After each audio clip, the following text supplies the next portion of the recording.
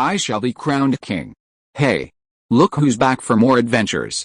We love having you here to continue this story that keeps us all awake. Important note, all of this is pure fiction.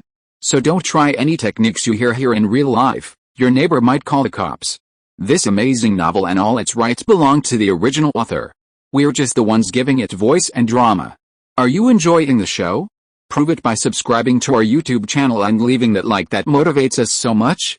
And if you want VIP access to exclusive content, our Patreon is waiting with things you won't find anywhere else.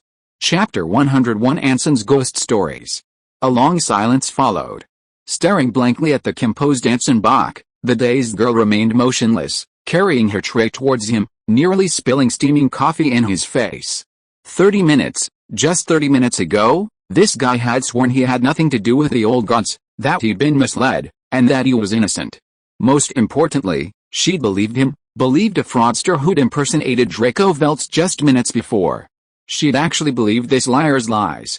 The old man behind the desk, holding his coffee, gently placed a small sugar cube in it, his deep eyes silently meeting Anson's. This eerie silence lasted for almost a minute. Anson, seated in his chair, remained unmoved, his eyes an expression radiating utter sincerity. Are you sure? The old man picked up his coffee, took a small sip, and spoke in a hoarse voice devoid of emotion. Your answer is completely inconsistent with what I just learned. That's because I lied. Anson looked at the other man quite frankly, but most of it is true, only a very small part concealed the truth, so it can only be considered that I didn't tell the whole truth. Why? The old man didn't respond and continued to press.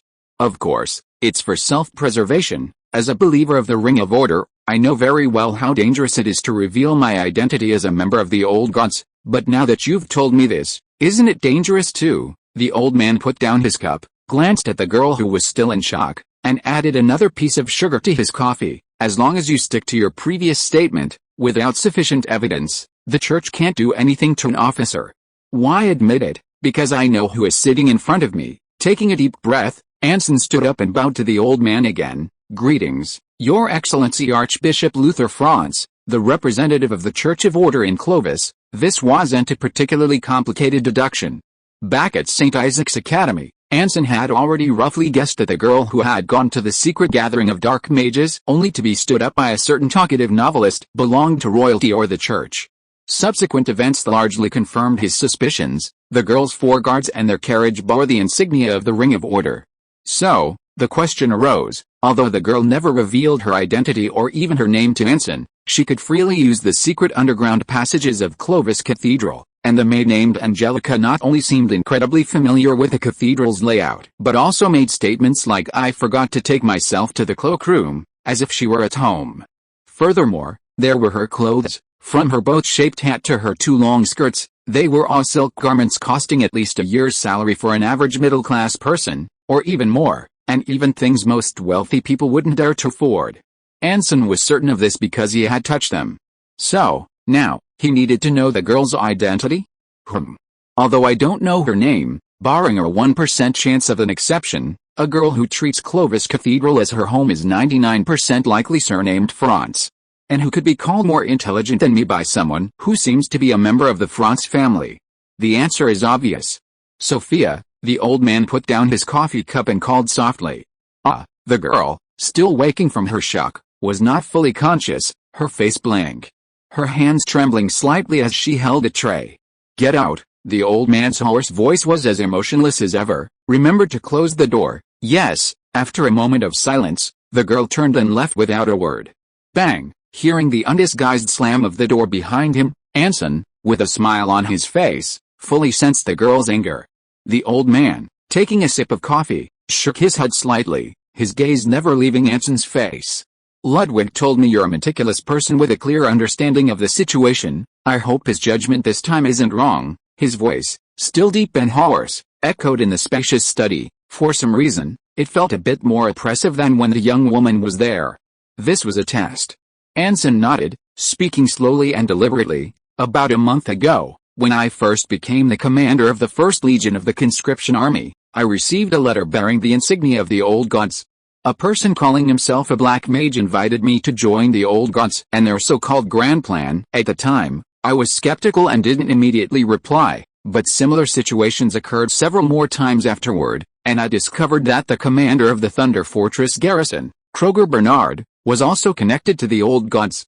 So I began to believe that the so-called grand plan was very likely not just empty talk, but something real. The old man held his coffee cup, listening quietly. Through handwriting comparison, I discovered that the so-called dark mage was none other than my former mentor and history professor at St. Isaac's College, Mace Hornard. Anson cleared his throat and continued, I was extremely shocked at the time, and couldn't even believe my own judgment, and after I returned to Clovis City, I ran into Professor Mace Hornard again at the Royal Military Academy, where he had just come from the Army's archives. He invited me to a party and hinted that many old gods followers would be there. To find out the truth, I decided to attend the party. Anson paused, straightening his posture slightly. And what happened after that, you already know. The silent old man looked at him, the small golden spoon in his hand still gently stirring the coffee in his cup. So, you decided to become a member of the old gods because of this so-called grand plan? To some extent, yes. Anson's expression was solemn. And when you discovered that the black mage was actually a history professor at St. Isaac's Academy, you thought that the conspiracy involved in his grand plan was not limited to Thunder Fortress. The old man's expression remained unchanged, as if this was just casual conversation. Anson could only continue, I think it's possible, and possibly not just limited to the kingdom of Clovis, not just limited to the kingdom of Clovis. The old man remained unmoved. Then the whole world. Anson paused, gathering his thoughts slightly. At least we can't deny that possibility. In that case, why not report this to the commander of the conscription army, or to the church as soon as you return to the capital? The old man stared at Anson, taking another sip of coffee. As far as I know, you visited Clovis Cathedral on your first day here. Because I don't have concrete evidence, Anson explained, and Brigadier General Ludwig's confidant, Lieutenant Colonel Roman, has also expressed similar suspicions to me.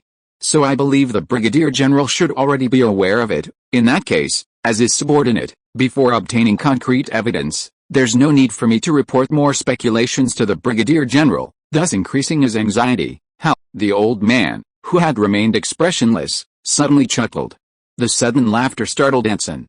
So, a young officer, loyal to his superior, upon discovering his unexpected involvement in the old gods conspiracy, didn't immediately report it, but instead risked infiltrating to gather more intelligence. He put down his coffee cup, his expression enigmatic, and said in a deep voice, I'm old, Mr. Anson Bach, but not old enough. The old man raised his head, his deep eyes holding a sharp glint reminiscent of Ludwig, yet colder and more ruthless, fixed intently on Anson's figure. You really think I'll believe your nonsense? Chapter 102 Job. The old man sat behind his desk, silently watching Anson. His expression was calm, not even serious. His deep, cold eyes bore a resemblance to Ludwig's, yet were entirely different. Anson felt an unprecedented pressure, a chilling sensation crawling along his spine like maggots, burrowing into his skull from the back of his neck. I must admit, Your Excellency Anson Bach, Archbishop Ludwig stared intently at Anson, you're very good at making up stories. Anson paused slightly. No, you misunderstand. I didn't intentionally deceive Miss Sophia before. It was just because you knew she had a powerful force behind her, but you didn't know who it was. Archbishop Ludwig interrupted him, gently stirring his now cold coffee with his right hand. You needed to obtain enough information from her, and after learning she was likely connected to the church, you tried to gain her trust, and so, you crafted a flawless story. Anson opened his mouth, then hesitated. And now, to gain my trust, you've told a completely different story, Archbishop Luther said calmly. At the same time, you're not afraid of being suspected for lying, because you've already won Ludwig's trust and guessed that since he gave you a letter of recommendation, he must have already informed me of your existence. Meeting those eyes that seemed to see right through him, Anson, maintaining a smile, desperately tried to calm himself down. All lies and concealments can be explained as meticulous planning and careful actions, becoming part of your story. Archbishop Luther paused slightly, placing the spoon on the saucer of his coffee cup. You know, after hearing your story, I thought of another one. It tells of an officer who accidentally came into contact with the old gods, only to find himself unable to escape. To protect his terrible little secret, he kept fabricating completely different lies to different people, but because of the lies he had told, he had to continue fabricating new lies, endlessly. I'm sorry, I don't have your eloquence to turn the same event into two completely different stories, each one sounding immersive. It sounds like a rather boring story, doesn't it? It sounds like a nested doll story. Anson swallowed, smiling. Archbishop Luther chuckled, a playful glint in his eyes. Relax, Your Excellency Anson Bach, when you frankly told me you were a fan of the old gods, and were still sitting comfortably in this chair, you should know I wouldn't do anything to you. I'm not telling you this to make you nervous. Anson, fidgeting in his chair, didn't know how to respond. You know, if the person sitting across from you right now were Ludwig, my perpetually disobedient son, Archbishop Luther's face showed a subtle expression. If you dared let him know you weren't completely honest with him, or even lied to his sister, he wouldn't have waited until now to lock you up in jail. No, he'd personally pull out a gun and shoot me dead. Anson silently cursed inwardly. But you're lucky, or rather, clever, because I'm the one sitting here now, taking a sip of his now cold coffee. The old man looked directly at Anson. Just as I always tolerate my children, I don't mind if those who serve me have some secrets, especially when their secrets make their work easier. Anson frowned slightly. Judging from the other man's words, he didn't seem to care that he had joined the old gods organization, or even whether he was lying, but rather, you want me to join the Church of Order? On the contrary, I want you to continue in the army. Archbishop Luther put down his coffee cup and slowly said, but at the same time, I'm going to give you a task, or rather, a proposal. Anson was somewhat confused. What proposal? The proposal is that if you don't want to accept this job, you can keep your little secrets, as long as you don't cause any trouble. I guarantee that no member of the Knights of Judgment or the Inquisition will come to your house to investigate. Archbishop Luther's tone shifted. At the same time, you can continue your investigation until you obtain more evidence, then report to me or the Church of Order. The Church will keep your existence confidential and will lend a helping hand if your life is in danger. Apart from that, you are free. The old man pushed his coffee cup aside, leaned forward slightly, and his expression was stern. Anson thought for a moment, then said calmly, then, what if I accept this job? That's another matter. Archbishop Luther said indifferently, if you accept this job, I can give you greater authority, but this will also restrict your freedom. In addition, you will be subject to a certain degree of surveillance. A friendly reminder, this surveillance will not only come from the Church. May I ask what this job is? Anson sat up straight and tentatively asked.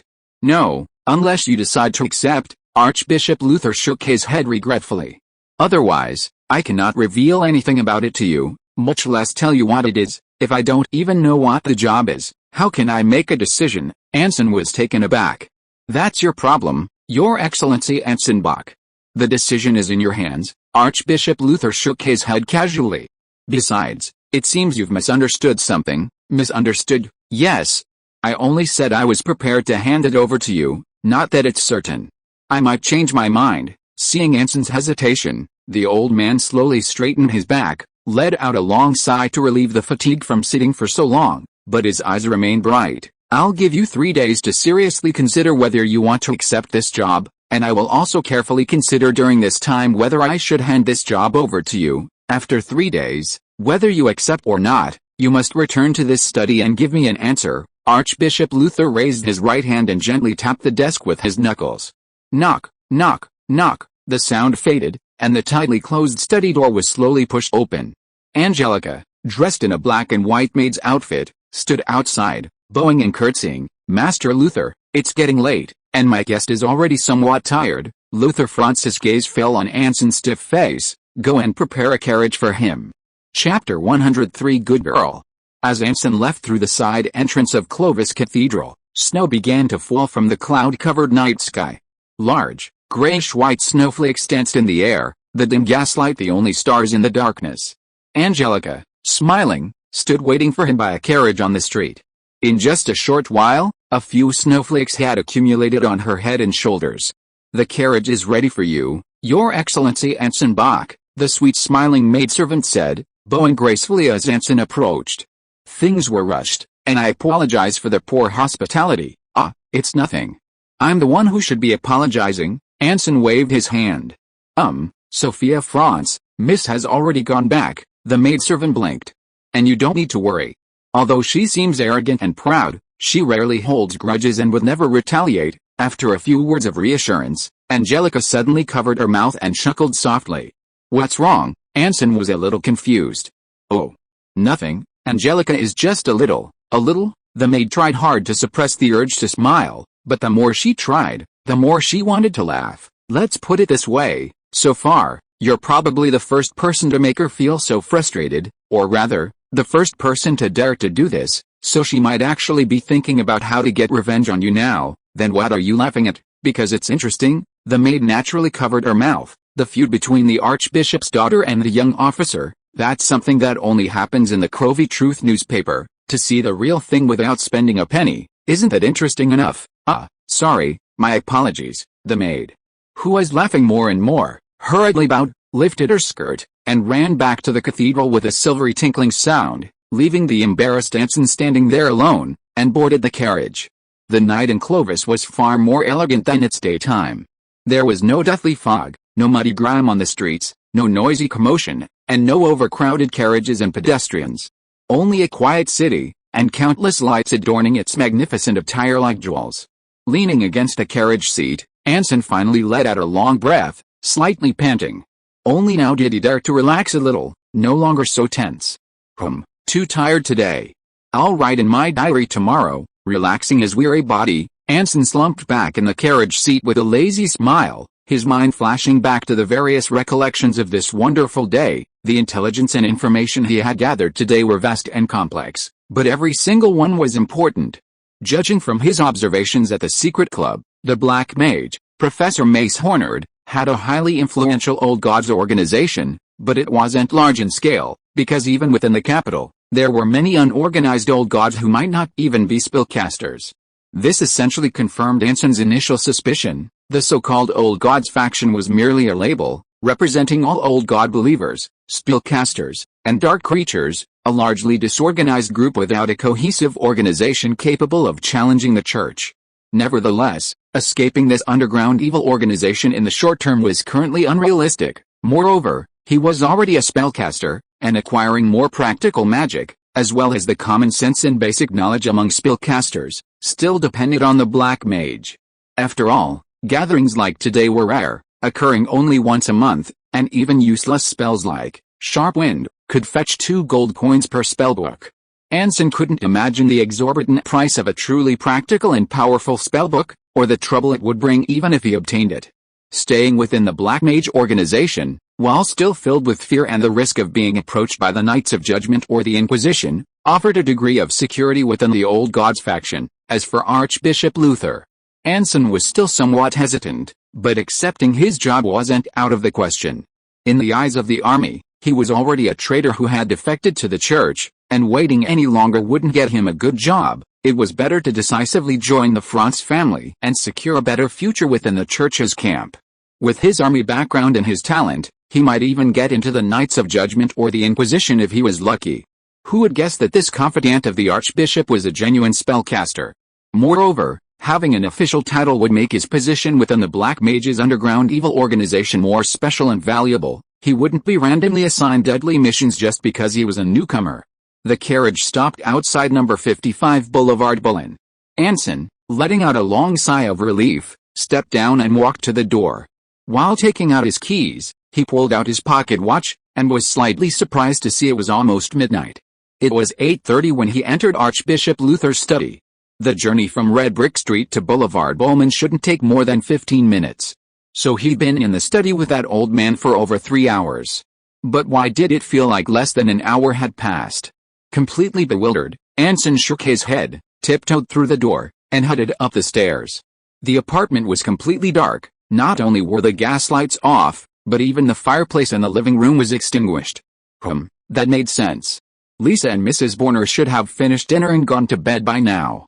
Anson tiptoed into the living room, took off his coat in the darkness, and slowly hung it on the hanger.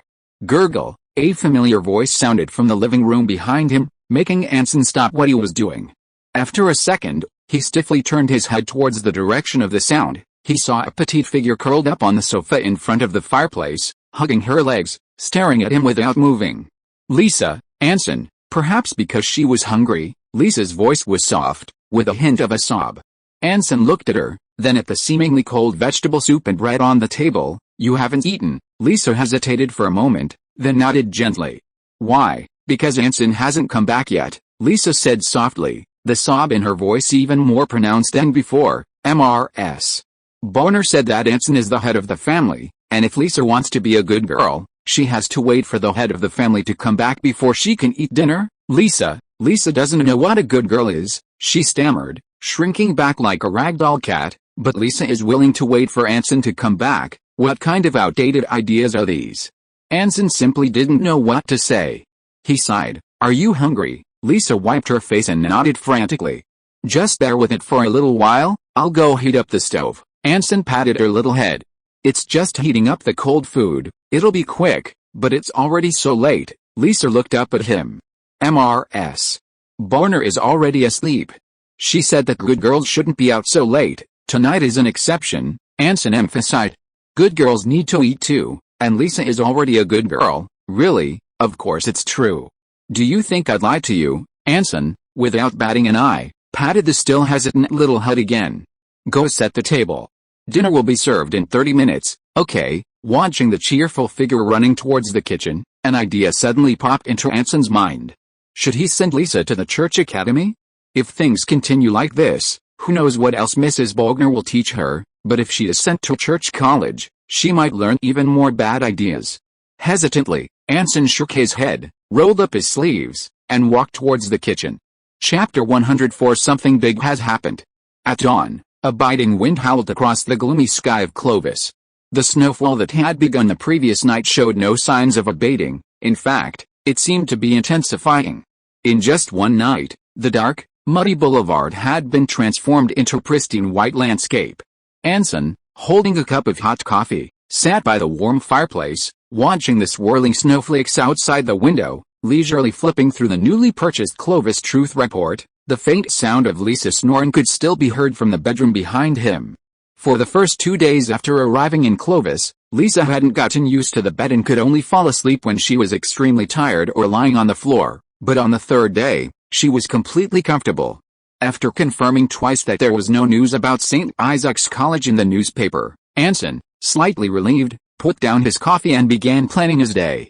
He'd first go out to check if any of the guards were still following him, then he'd go to the Clovis Truth newspaper office to see if he could find any clues about that talkative novelist.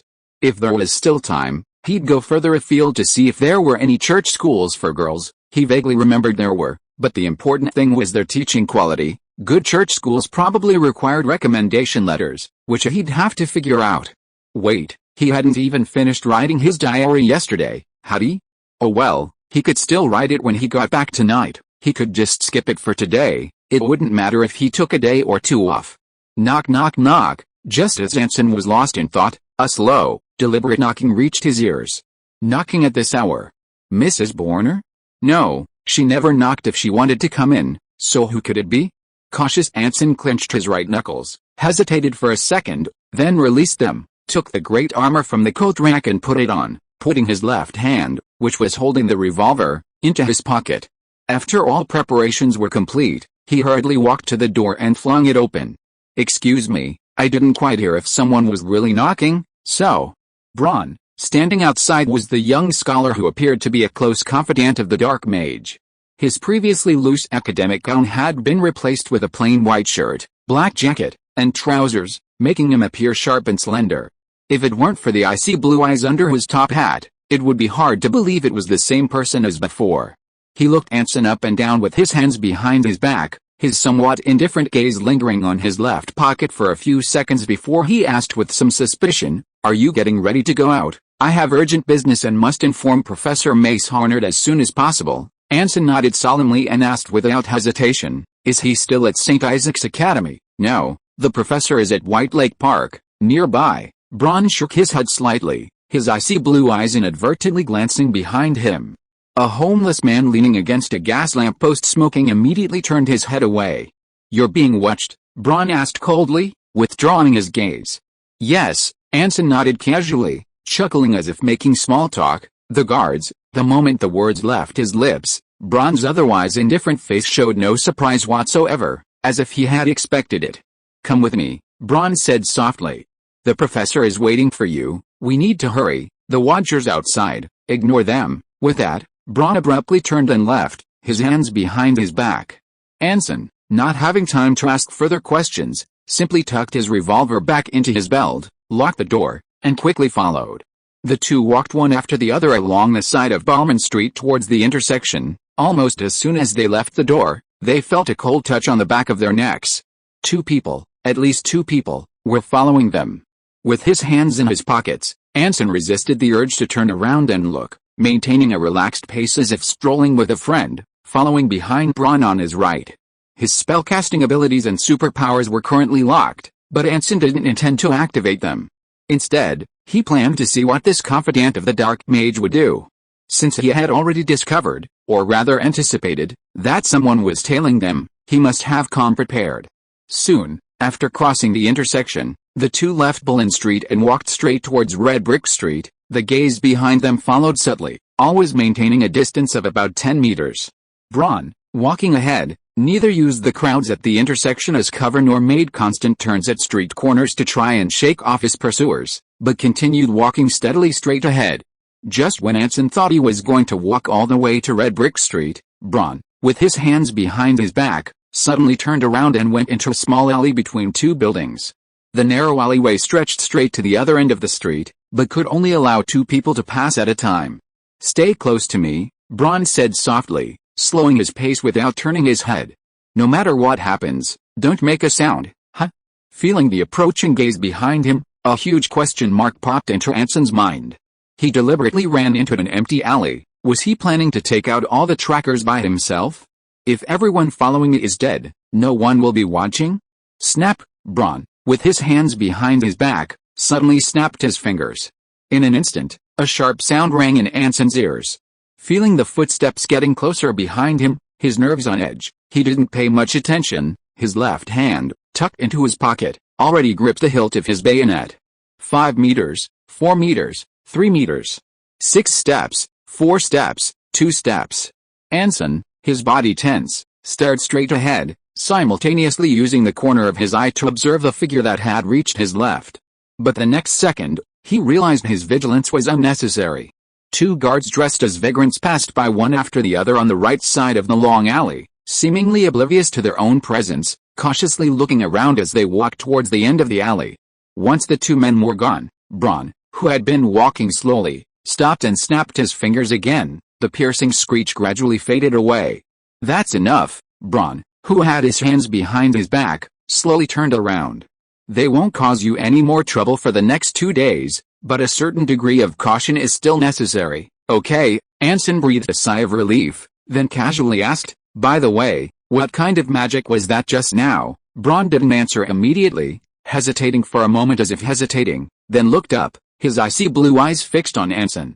"In terms of faith, Professor and I both chose the King of Dark Arts, Mutter, and Lord Anson Bach. As a fellow student of Professor, I must remind you, among spellcasters, such behavior of seemingly probing into someone's background is extremely impolite. Unless the other party is willing to be honest, it can easily arouse hostility." "Ah, I see." Anson pretended to suddenly understand, then quickly apologized. "I'm sorry, I didn't mean to." "It's all right." Leaving behind a half answer, Braun turned and continued walking forward. After leaving the long alley, the 2 of them walked along the street and came to an old-fashioned, clearly aged Old Williams cafe at a street corner. Following Braun as he entered, Anson walked into a private room in the hall. Mace Hornard, dressed in his doctoral robes, was sitting at the table, smiling at Anson. Anson's heart tightened, and he quickly stepped forward, his face grave. "Professor," he said, "I have some important information to report to you. We may have been exposed." Chapter 105 Mayshorn's Surprise. "No need to rush, sit down first." Mace Hornard gently closed the copy of The Life of Isaac Rand in his hands, a relaxed and natural smile playing on his lips, seemingly oblivious to Anson's earlier words. "What would you like to drink?" "The wine and coffee here are quite good." Anson glanced at Braun, who was still standing with his hands behind his back against the wall, hesitated slightly, then sat down frankly opposite the professor. "Coffee is fine, thank you." Mace Hornard looked at Anson, smiling and nodding. "Braun, 2 coffees, plus a cream cake." "Yes, Mom." The young scholar turned and left, closing the door behind him. "This shop recently got a new steam coffee machine, and the taste is quite different from hand-ground coffee." Pushing his book aside, Mace Harnert smiled and chatted with Anson. Their pastry chef is a Nidlander, unlike the rigid Clovis who only know how to use cream and sugar. He really likes to use different seasonal fruits, nuts, wine, and brandy to flavor his pastries. Although I only visited once, he gave me quite a few surprises, dear Anson Bach, just like the surprises you gave me. Slightly taken aback, Anson, whose expression remained serious, forced a smile. Professor, you flatter me. On the contrary, such praise is not enough to express my feelings right now. Mace Harnert revealed a very cheerful expression. I have already learned the general situation from Braun. You were targeted by the Royal Guard because of your encounter with Draco Veltz on the Iron Sky. As for the guest who made you decide to leave the party, it was someone from the Church of Order. The professor's expression changed noticeably the moment Anson spoke. Mace Harnert hesitated for a moment, then chuckled lightly. Are you sure? I swear by the name of the primordial ring, I am absolutely certain. Anson nodded solemnly. They ran into the Royal Guard when I was ambushed, and after the conflict, they took me and another Royal Guard officer back to Clovis Cathedral, trying to extract information about Draco Veltz's whereabouts from me. Fortunately, because of the Battle of Thundercastle, I have a letter in my possession from Ludwig Franz, the son of the kingdom's archbishop, so they dare not do anything to me. Mace Harnert pondered for a moment, then his expression finally turned serious. So you believe that the Church of Order has also begun to take action against us, is that right? At least, they have already begun to act, Anson said earnestly. They may not start targeting us immediately, but they certainly won't remain indifferent. Perhaps the Church of Order is currently preoccupied with a war and various conflicts with the Privy Council and the Royal Guard, and has relaxed its blockade against us and the entire kingdom's Old God faction, but it's only temporary. Our ultimate goal, the Old God faction's grand plan, is to break the balance of this world created by the Church and rebuild the faith in the three Old Gods. They will absolutely not stand idly by. Professor, Anson became increasingly agitated as he spoke, his body trembling slightly. Mace Harnert's eyes flickered slightly as he calmly looked at Anson.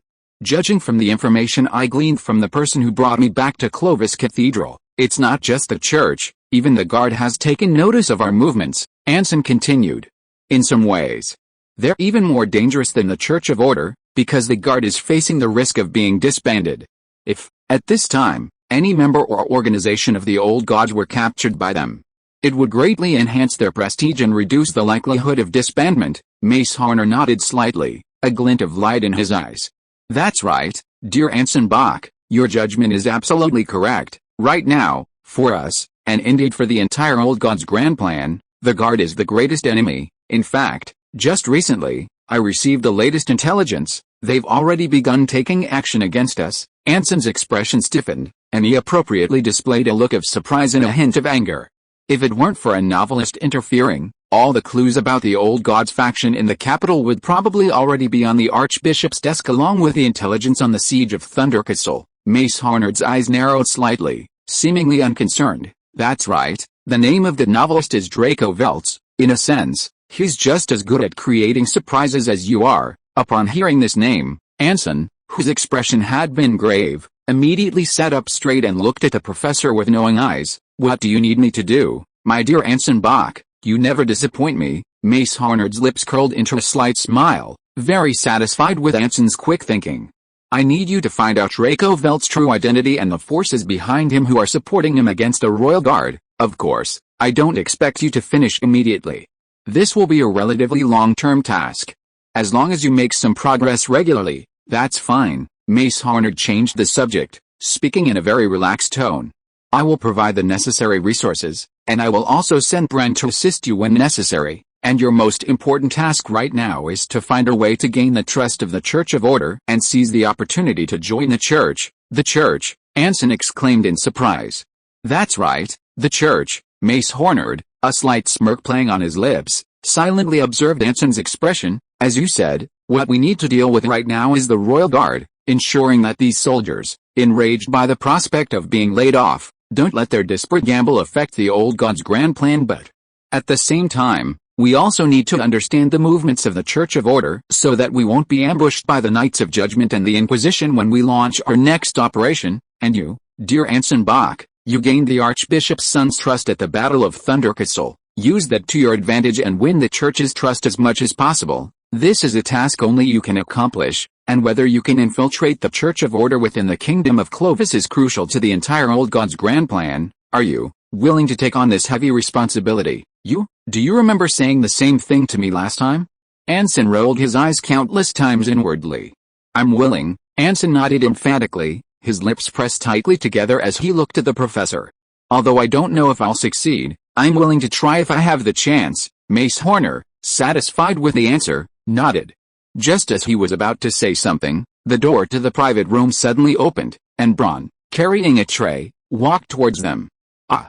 Our coffee is finally here. The professor's eyes lit up, and he smiled at Anson. Give it a try. I hope it brings you the same surprise as I did, and after you've enjoyed it, I've prepared another surprise for you. Chapter 106 5 Stages. Thank you. Anson smiled and accepted the coffee from Braun. Steam and a delicate aroma wafted gently in the exquisite gilded bone china cup, creating ripples on its surface. He took a small sip, the smooth, sweet, and creamy flavor seeping from his mouth to his throat, a noticeable warmth flowing through his body. How does it feel? Mace Horner, also holding a coffee cup, asked casually.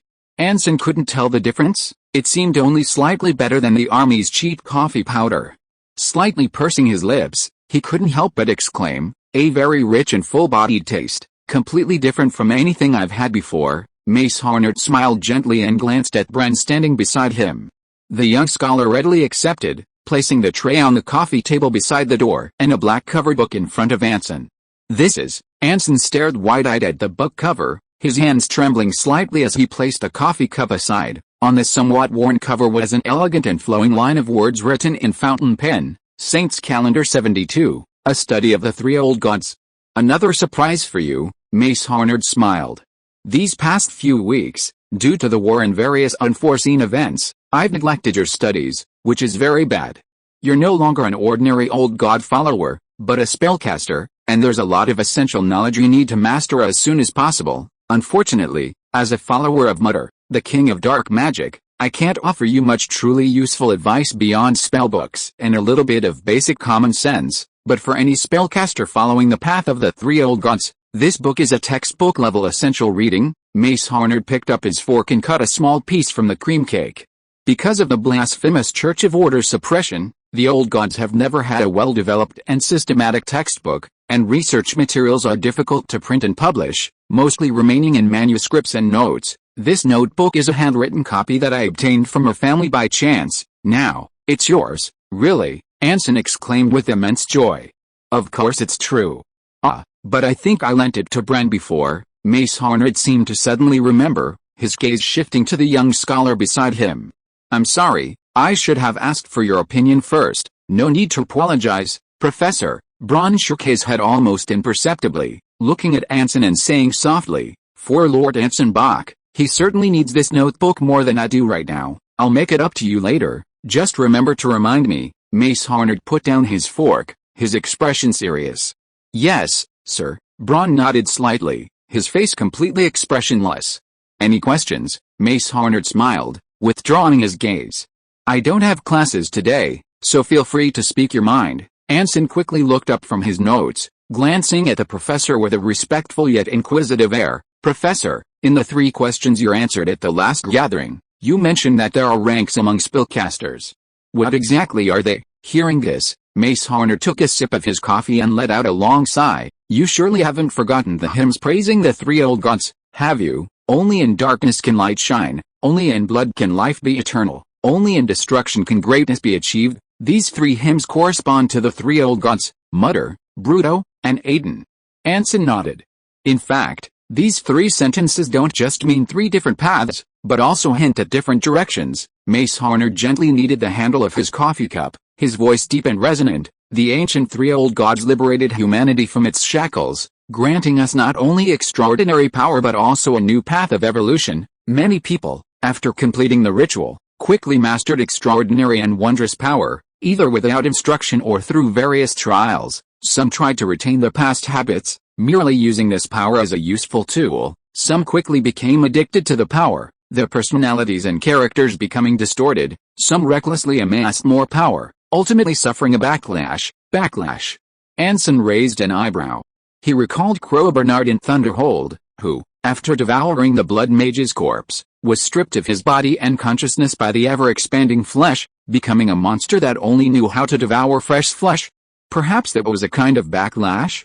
Those who remain at this stage of the old gods are collectively called spellcasters. Although they possess faith in the old gods and extraordinary power, they haven't truly realized the essence of their faith or their own mission. That's the ultimate goal for an old gods believer, to become a spellcaster, Mace Horner explains somewhat vaguely. However, you're still far from that stage. It's too early to talk about that. In fact, for most spellcasters, we usually divide them into 5 stages. Which 5 stages? The first stage, that is, spellcasters shortly after completing the ritual. This is when they can perceive obvious changes in themselves, quickly and skillfully mastering relatively basic magic. Otherwise, they are no different from most ordinary old gods believers. Anson nodded silently. And the second stage, that is, after a period of time when they have basically mastered their own changes. At this time, spellcasters can skillfully use their abilities and can control and strengthen their power. Some abilities that previously required preparation gradually become instinctive. So, he was currently between the first and second stages. Anson thought to himself.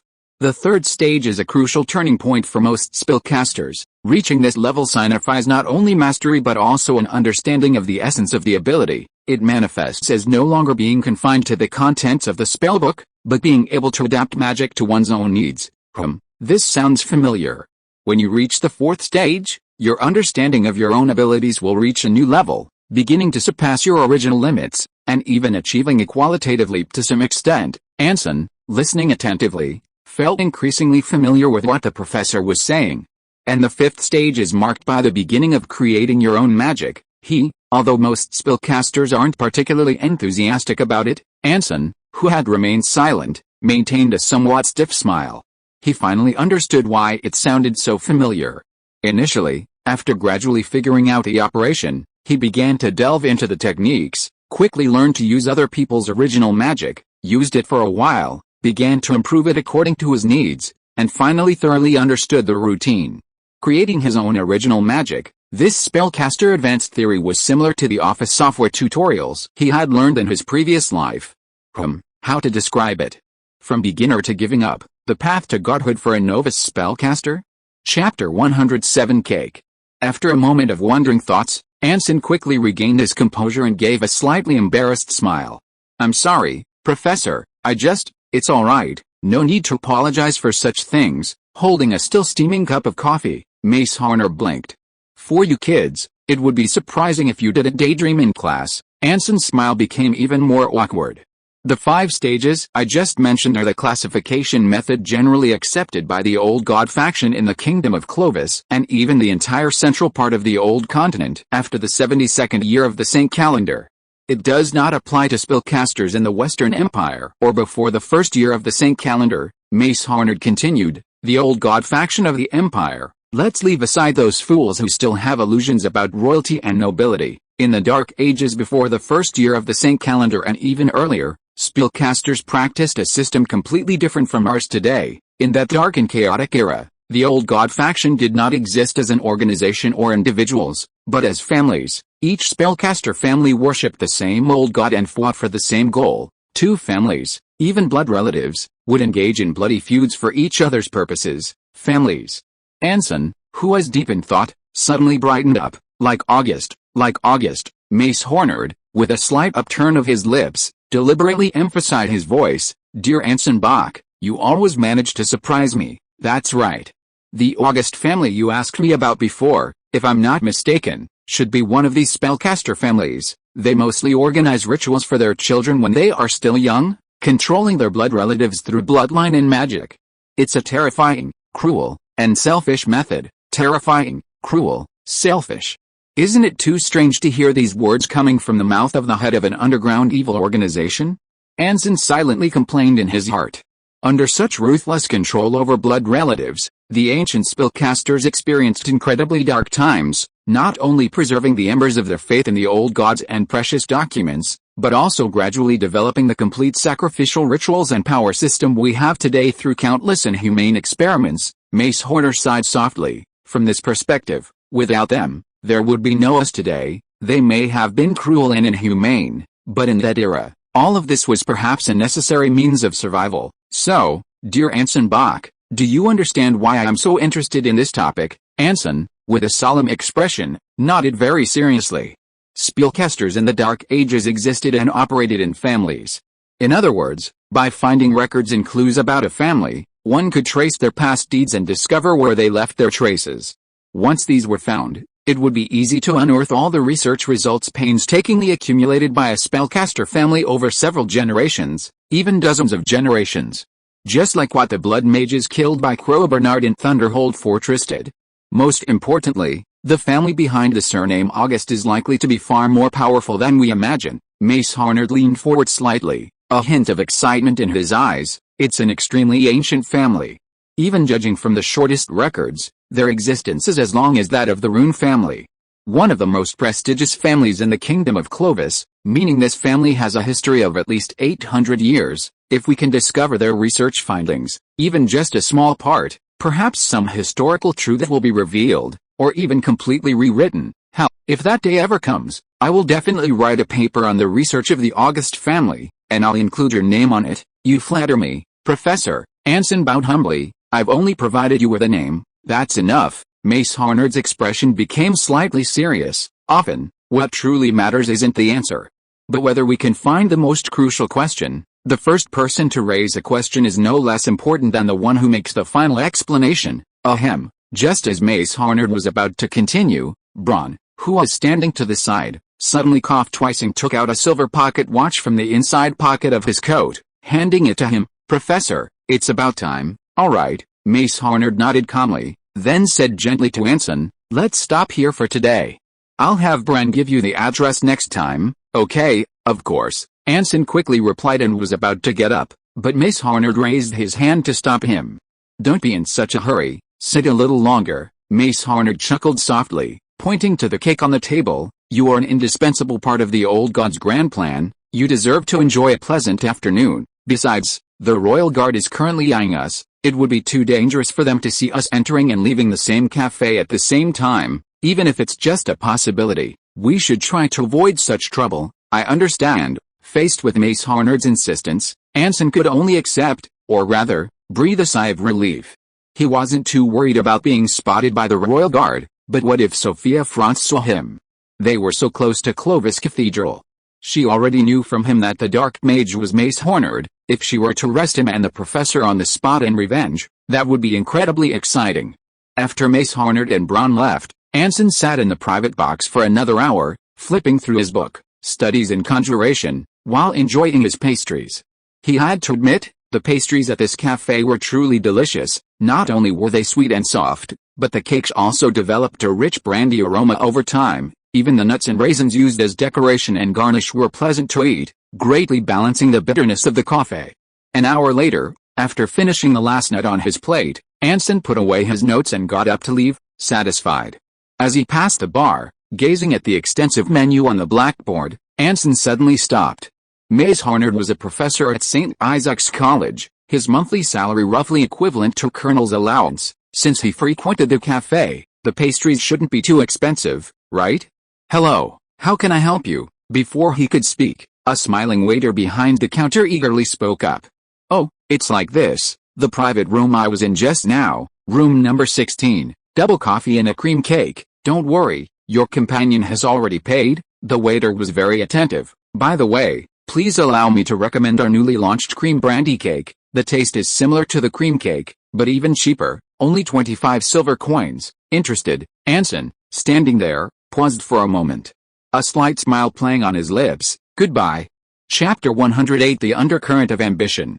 Sitting in the carriage returning to St. Isaac's College, the calm-faced Braun, as usual, took a bottle of wine and a glass from the carriage drawer and poured a full glass for Professor Mace Harnard. As the professor's closest student, Braun knew very well how obsessed he was with his purplish-red alcoholic beverage, just as he knew why the professor, despite his aversion to coffee, could be so knowledgeable about every cafe in the capital. The answer was simple. In Clovis, a city teeming with cafes, this little hobby was a perfect cover, enough to explain the professor's presence in any district or street.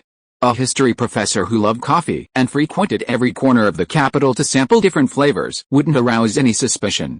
Just as he gently placed the glass on the table, carefully pushing it within the professor's reach, the hand that had been turning the pages of a book suddenly rose, placing a parchment scroll tied with a ribbon in front of him. Professor Brown's eyes widened in disbelief the moment his gaze fell on the scroll. Your compensation, Mace Hornard, without looking up, continued flipping through the book, The Life of Isaac Rand, his deep, emotionless voice echoing in the carriage. Have you forgotten? I promised you that at the cafe, but don't overthink it. This is just compensation for your consistently diligent work, Mace Hornard scoffed.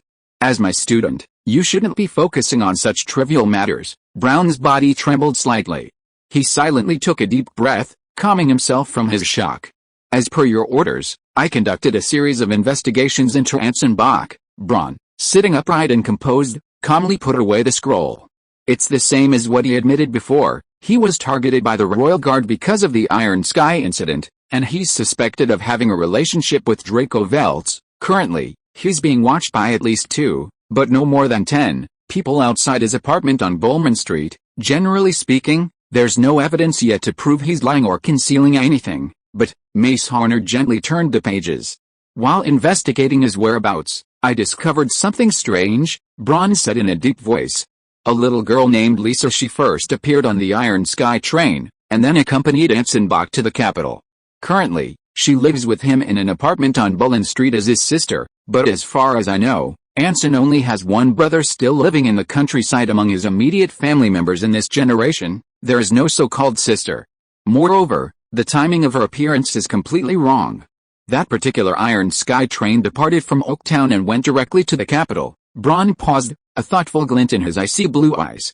Considering that Anson Bach left the military camp alone, in other words, this so-called sister and Draco Veltz, who is wanted by the Royal Guard, appeared with Anson Bach at the same time. So, Mace Hornard's hand, which was turning the pages of his book, stopped. You believe there is a connection between the two? There are at least some doubts. Braun nodded vigorously. I don't think Anson Bach has only met Draco Veltz once, as he claims. Perhaps he truly doesn't know this man's real plans. Perhaps he was being used by him. Perhaps the two had some kind of agreement. Whatever the case, it's impossible for him to be completely ignorant of Draco Veltz, and that little girl he treated like a sister might be the key. Snap! Mace Hornard gently closed the book, his right hand resting on the gilded cover. Only now did a hint of seriousness appear on his face. He raised his gaze, silently staring into Braun's eyes. How confident are you? The young scholar's throat tightened, desperately trying to suppress his trembling body. Currently, it's hard to say. To this day, our intelligence network has found no information about Draco Veltz, not even a single clue. It's as if he's vanished into thin air. Even everyone who has had contact with him doesn't know his whereabouts. I suspect that the forces behind him are deliberately preventing him from being investigated. If you think about it from this perspective, it's not hard to understand why the Royal Guard would risk attacking Anson Bach. That's not what I'm asking, Mace Hornard said softly. Braun, interrupted from his thoughts, froze, his icy blue eyes somewhat dazed. My question is, how confident are you about Anson Bach? Mace Hornard stared into his eyes, his voice becoming somewhat playful. You've met him several times and conducted a thorough investigation. Tell me, in your judgment, should I continue to trust him? This, suddenly flustered, Braun stammered. He was personally chosen by you, Professor, and made outstanding contributions in the Battle of Thunderberg. I don't think I'm qualified, that's right, but he's now very close to the Church of Order, and recently there seems to be suspicion of concealing the truth, Mace Hornard said leisurely. Most importantly, the person he will be facing directly next is Archbishop Luther Franz of the Church of Order. Dear Braun, do you really think he won't be exposed? Professor, you mean, we need to prepare for both possibilities, Mace Hornard said coldly. While I'm happy to trust my student, I have to acknowledge the power of the Church of Order. This is a risky move, and we must ensure that if Anson Bach is exposed or betrays us, we can respond promptly and minimize the damage. You've done well these past 2 days. Try to maintain your friendship with Anson Bach. The situation in the capital is very delicate lately, and I may not be able to keep in touch with him often. The Royal Guard is on the verge of being disbanded. There's been a riot in the inner city, the church's sudden intervention, and now this guy named Draco Veltz has suddenly appeared. I suspect that those planning to use this war between the Empire and the Kingdom of Clovis to change the situation are likely not just us. Then, who else? Braun asked instinctively. Everyone, who is filled with discontent with the current situation, Mace Horner said softly, his face grave, the royal family, the nobles, the guilds, the Privy Council, the army, those ambitious people who yearn for yesterday's glory, or anticipate chaos, they will all jump out one by one. If you are listening to this novel on a channel other than Fanfic World, it means it was downloaded and re-uploaded without effort. We warmly invite you to visit our channel, Fanfic World. There you will find the original version of this story and many other novels of various genres. We look forward to seeing you dive into a world of incredible novels. Chapter 109 Alan Dawn. For the next 2 days, Anson spent his mornings and evenings engrossed in Professor Mace Horner's book, Studies in Conjuration Magic, and the rest of the day wandering around looking for a school for Lisa. In the kingdom of Clovis, or rather, only in Clovis City, schooling for women was still a quite novel thing. In the 58th year of the saintly calendar, the Privy Council of the Kingdom of Clovis passed the Basic Education Act, providing literacy, moral, religious, and social order education to the central province and surrounding key provinces, stipulating that every town and community should have one public school. In the 88th year of the saintly calendar, this act was supplemented, allowing private schools to be opened with the permission of the local community, and not prohibiting women from attending. In the 12 years that followed, which coincided with a period when former Anson began his studies in the capital, private schools of all kinds began to spring up like mushrooms after rain throughout Clovis City. Benevolent nobles, self-proclaimed teachers, academic professors looking to earn extra money, graduates unable to obtain their degrees, and wealthy individuals sensing a business opportunity, all sorts of people flocked to the school, proving that running a private education institution was indeed the most profitable business in the world. To cater to the needs of the growing middle class in the capital city, which had expanded with urban development and industrial growth, schools for women generally fell into two categories. The first was salon-style schools with a relaxed atmosphere and pleasant environment, often hiring lecturers from church colleges. These primarily taught literature and poetry. The second were classes run by various artists, similar in nature to more specialized art schools. Anson found one of each type, not far from Bauman Street. Although their focuses differed, their core principles were the same. Expensive, and requiring letters of recommendation. Upon seeing the fee schedule, Anson, with his background in humanities from his previous life, truly couldn't understand why a yearly course with only poetry recitation and sketching cost 80 gold coins, more expensive than rent. Tuition wasn't too difficult to solve, and even if the stipend issue couldn't be resolved immediately, Anson still had the 1,000 gold coins Ludwig had given him, enough to cover Lisa's tuition. Although their acquaintance was purely accidental, and Anson initially harbored ulterior motives towards her, this girl named Lisa August had saved his life twice. Anson, whose conscience hadn't yet been completely cleansed, felt obligated to take care of her. As for the letter of recommendation, that was more troublesome, but not entirely hopeless for Anson at the moment. The only problem was whether to make the request to Professor Mace Horner or one of Archbishop Luther. Anson was quite confident with the professor given their current relationship, but he also worried about the trouble that might arise if the professor's dark mage identity was exposed. As for Archbishop Luther, based on Anson's understanding of Ludwig's deal during the Battle of Thundercastle, if it were his father, a single letter of recommendation could very well lead him to sign some incredible indenture. After careful consideration, Anson decided to wait until he had secured the letter of recommendation before telling Lisa about the surprise. So, on the third day, just as dawn was breaking, Anson, wearing his military coat, flagged down a horse-drawn carriage on Boulevard and arrived at the Clovis Cathedral. At this time, the church's banking services hadn't yet begun. Only a few devout believers were offering their morning prayers on the steps and in the waiting room. Following the same route he had taken before, past a colonnaded hall and the two long corridors decorated with stained glass and murals, Anson once again arrived at the prayer room. He quietly pushed open the door, and the figure of a blonde girl in a black and white maid's outfit came into Anson's view. She had her back to the door, her hands clasped in front of her, her head slightly bowed as if in silent prayer. The moment he opened the door, the girl, hearing the sound behind her, immediately turned around, flashing a sweet, doll-like smile. "Welcome, Lord Anson Bach. Angelica has been waiting for you here for a long time." Waited for me for a long time?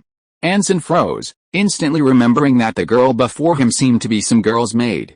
Looking at the empty prayer room before him, and the long corridor far behind him, A strange chill instantly ran down his spine. This couldn't be a trap, could it? As agreed, Archbishop Luther is already waiting for you in his study. The maid bowed gracefully and turned to lead the way. Now, please follow me. Up, that, PFFT. The maid stopped and turned her head, her right index finger lightly pressing against her playful lips, her bright eyes blinking at Anson. Please don't worry, Miss is still at home at this time. I snuck here. Thank you, you're welcome. Following the same corridor they had walked before, Anson, behind the maid, arrived once again at the door of the study. His Holiness the Archbishop is inside. He instructed that you don't need to knock, you can just go in. Pointing to the door behind her, the maid smiled and said, please don't hesitate to ask if you need anything else. Thank you for your trouble, Anson replied politely, while looking at the maid with some confusion. By the way, why did you sneak over here? Hearing this question, Angelica, who had just been smiling, instantly pursed her lips, her large eyes darting nervously around. After confirming that no one was around, she magically pulled a newspaper from behind her and unfolded it in front of Anson with a whoosh. The Clovis Truth? Anson looked a little bewildered. Is this newspaper hard to buy? Angelica shook her head vigorously, looking at Anson nervously, her right hand pointing to a small section at the bottom of the newspaper. Scratch off lottery tickets. This is a new service launched by the Clovis Truth newspaper last month. The grand prize is 500 gold coins, only available here at White Lake Park. The little maid stomped her feet excitedly. If she wins just once, Angelica will never have to save money for new dresses again. Watching the little maid skip away, drawing the ring of order on her chest, Anson, unsure what to say, shook his head, turned, and walked towards the study, pushing open the door. Then he froze. Excuse me, did I come to the wrong room? If you're looking for Archbishop Luther Franz's study, there isn't one. A slightly childish voice sounded solemnly from behind the desk. Suppressing the urge to raise his eyebrows, Anson lowered his gaze to the boy sitting behind the desk, smiling at him. Neat short hair, a smart black suit and white shirt, a faint smile on his lips, he was a miniature version of Luther Franz. And who are you? The person you're looking for? The boy, his hands resting on the table, nodded slightly. It's a pleasure to meet you, Lord Anson Bach. I am Endowed, a lowly, insignificant clerk. Chapter 110 New Job. Scribe? Anson raised an eyebrow, sizing up the boy who was definitely no more than 1.5 meters tall, before slowly sitting down in the chair next to the desk. The boy behind the desk seemed completely unbothered by his gaze, pouring a glass of rum from the liquor rack beside him and offering it to Anson with a polite smile. Only Tirpitz brand rum, is that alright? Thank you. Anson politely accepted the glass, then looked at the glass of water in front of him with some confusion. You're abstaining from alcohol? No. According to the kingdom's laws, men can only drink alcohol without supervision if they are over 16 years old. The boy blinked, raising his glass to Anson in a toast. I'm still a month away from my age limit, so I'm very sorry. I can only use water for now. Anson was utterly speechless. You must have many questions in your mind right now, such as why Archbishop Luther Franz isn't standing before you, or what kind of work the Archbishop intends to assign you. Endowed put down his water glass and smiled at Anson. But before that, please allow me to ask you another question. Are you sure you've thought this through? Yes, I'm sure. Anson, his mind filled with 1,000 questions, took a deep breath and nodded solemnly. Whatever it is, I accept this job. This was a decision Anson made after careful consideration.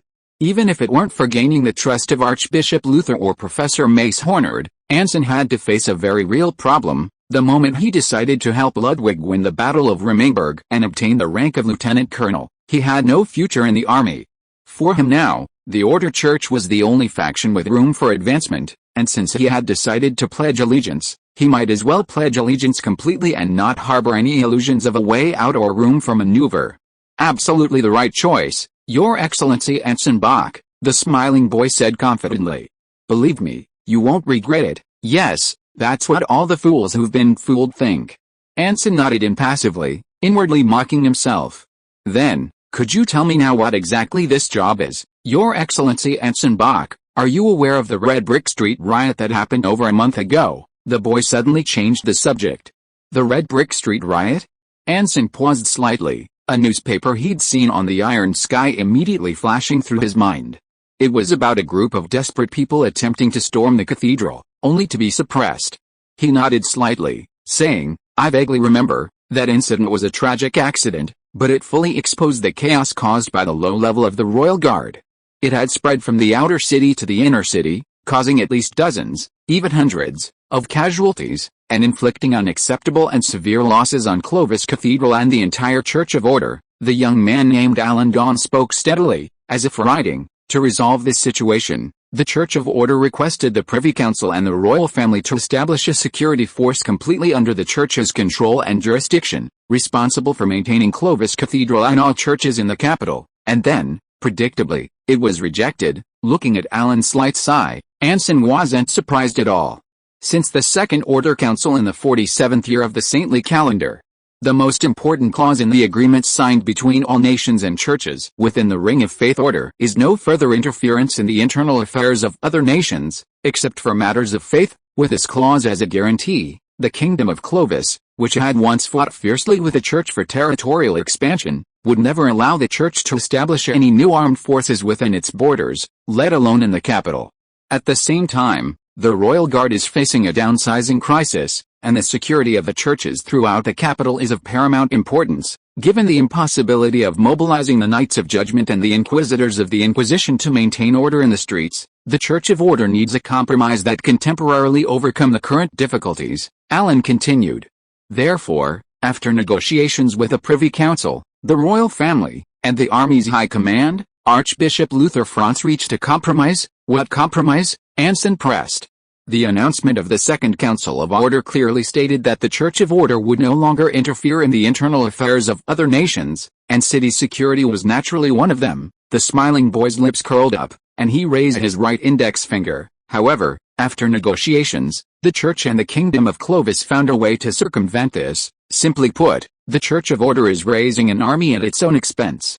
Nominally, it will be directly under the Privy Council, and its organizational structure will remain within the army, but it will currently be completely subject to the Church of Order's assignments and orders, used to resolve the Church's security issues within Clovis City. Its entire expenditure will be shared equally by the Church and the Privy Council, and its officers will be selected and appointed by the Church. It will nominally have 8 companies, consisting of 4 line infantry companies, 2 skirmisher companies, 1 grenadier company, and 1 cavalry company. It will have a completely independent designation and will only be accountable to Archbishop Luther Franz, and you. Your Excellency Lieutenant Colonel Anson Bach. The boy smiled and stood up, taking a document that resembled a list from the table and placing it in front of Anson along with a pen. Now, as long as you sign your name on this document, according to Archbishop Luther Franz's orders, you will immediately become the supreme commander of this unique and well-trained army. Looking at the young man's polite smile, Anson's expression suddenly became a little dazed. He was 22 years old this year, and he was going to become a regimental commander?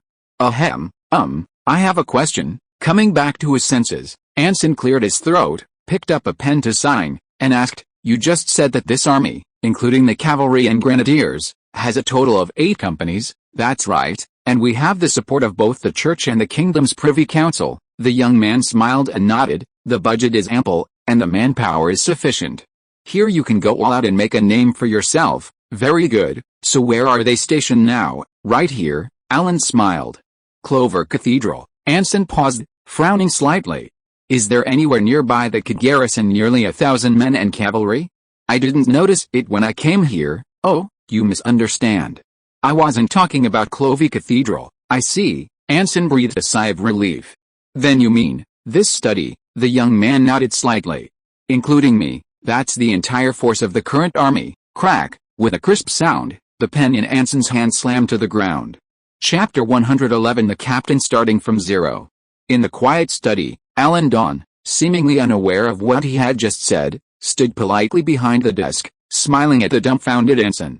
A minute later, Anson, having recovered slightly, resisted the urge to turn and leave, staring at the boy in disbelief. You just said, this, a unit with 8 companies, currently all the troops, up, only the 2 of us, to be more precise, currently only you, Lieutenant Colonel Anson Bach." Alan smiled and gently shook his head. "I'm just a lowly clerk." Anson, his eyebrows furrowing wildly, took a deep breath and forced himself to continue. "But you just said the budget is sufficient." "That's right." The boy nodded seriously. "All officers and soldiers enjoy regular army salaries and benefits, enjoy transportation, housing, gas and heating subsidies in the capital, enjoy accident and medical insurance.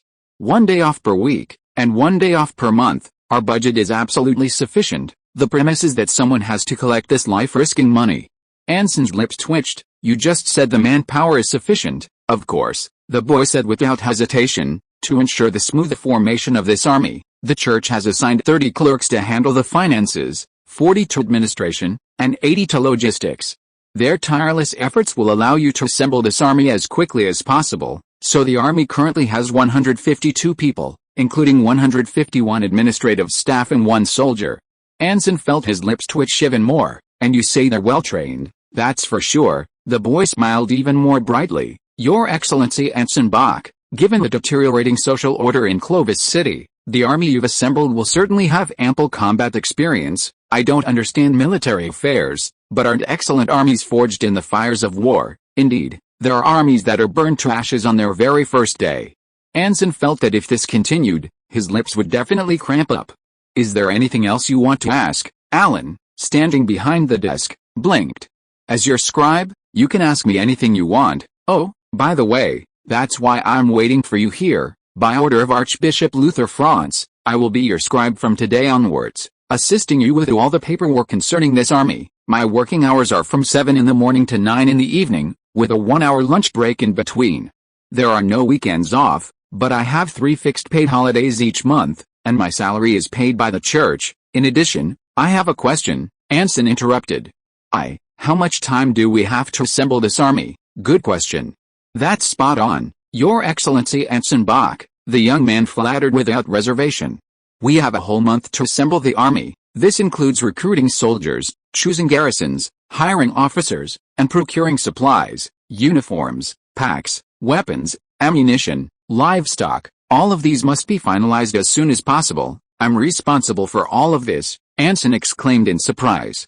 Of course not, the boy shook his head, magically producing a thick document from behind him and handing it to him with both hands. Please take a look at this proposal. It lists everything you need to know, including a suitable list of officers, all factories around the capital that can be quickly ordered and picked up, recruitment areas with good value for money, and all military camps that could be rented or bought. You can check off the ones you like, and the rest will be completed within 10 to 30 working days. Just check off the ones. Anson was somewhat incredulous. The young man nodded firmly. You are the superior. You only need to make decisions. No one discusses or argues with me. No. The young man blinked, speaking in a matter-of-fact tone. We are all lowly scribes, accountants, typists, and clerks. Our job is to carry out your orders. Looking at the thick stack of documents in his hand, thicker than a novel, Anson was a little bewildered. Is there anything else? Another good question, Your Excellency Anson Bach. The young man walked up to him with another stack of documents. As your scribe, I will prepare your schedule for the coming week to ensure all work proceeds smoothly. You can notify me a day in advance of who you want to see or don't want to see. Handle personal matters or official business, attend banquets and meetings, and all the places you intend to go. I can arrange all of that for you, anywhere, anyone or any place within the capital. Just give me a day's notice, and I will arrange it for you. The young man smiled ingratiatingly. Well, what about the royal palace? No problem, the young man smiled. If it's just about getting into the royal palace, there's a very good occasion tomorrow. The Privy Council is planning to invite high-ranking army officers to a semi-public gathering. Many officers will be there, and getting a ticket isn't difficult. Are you planning to go? No, Anson smiled reluctantly. I was just giving an example. That's a real shame. The young man shook his head and sighed. As an officer, you should actually be more involved in social situations. It would be very helpful for your future and your network. In fact, as far as I know, you're currently facing a significant problem, because the army has withheld your military academy graduation certificate and documents. Your allowance is delayed. The young man spoke while a hint of apology appeared on his face. I'm very sorry if my actions have offended you. As a qualified and responsible clerk, it's essential for me to be aware of my direct superiors before taking office. It's all right, continue. Anson waved his hand dismissively. It wasn't exactly a secret, and he didn't intend to hide anything. My suggestion is to go to the Royal Military Academy at 10:30 tomorrow morning to resolve this issue. This is your legal right, the young man tentatively inquired. If you can accept this time, then I will add it to your schedule. No problem, see you tomorrow. Anson, carrying a stack of documents, stood up and was about to turn and leave when Alan Dawn suddenly called out to him from behind. Ah. Excuse me, please wait a moment, there's something else I need you to confirm. Forced to stop, Anson turned around and saw a somewhat flustered young man emerge from behind his desk with a note, running up to Anson. What is it? A name? Alan Dawn's eyes widened, his expression extremely serious as he looked at Anson. Your Excellency Anson Bach, you also need to name this unit. Chapter 112 Father's Casual Talk. Storm Group. In the lavishly decorated bedroom, Sophia Franz, dressed in her lace silk nightgown, sat on the edge of the bed, her eyes gleaming with disbelief. He really said that? Absolutely. This is top secret information that Angelica went to great lengths to obtain. That little clerk is very tight-lipped. The maid, with her hands behind her back, nodded vigorously, while unable to resist pouting. What an obvious name a man would give someone, so incredibly tacky. He probably found out while he was buying lottery tickets. Right, Sophia snorted, her eyes glancing at the newspaper Angelica was hiding behind her back. Also, that's not what I'm asking about. Yes, that's not what Miss wants to ask about. A maid blinked innocently, tucking the newspaper into the bowl at her waist, a nonchalant smile playing on her lips. What Miss wants to know is, how did that old god faction swindler who embarrassed her become Lord Luther's appointed commander? Angelica, faced with a humiliated and indignant Sophia, the maid immediately suppressed her smile, lifted her skirt, and curtsied. I'm sorry, my apologies, but what do you plan to do? Mr. Anson Bach has become the leader of the Storm Legion. Well, that still sounds so tacky, and it seems Lord Ludwig will likely continue to rely on him. The maid tilted her head, puzzled.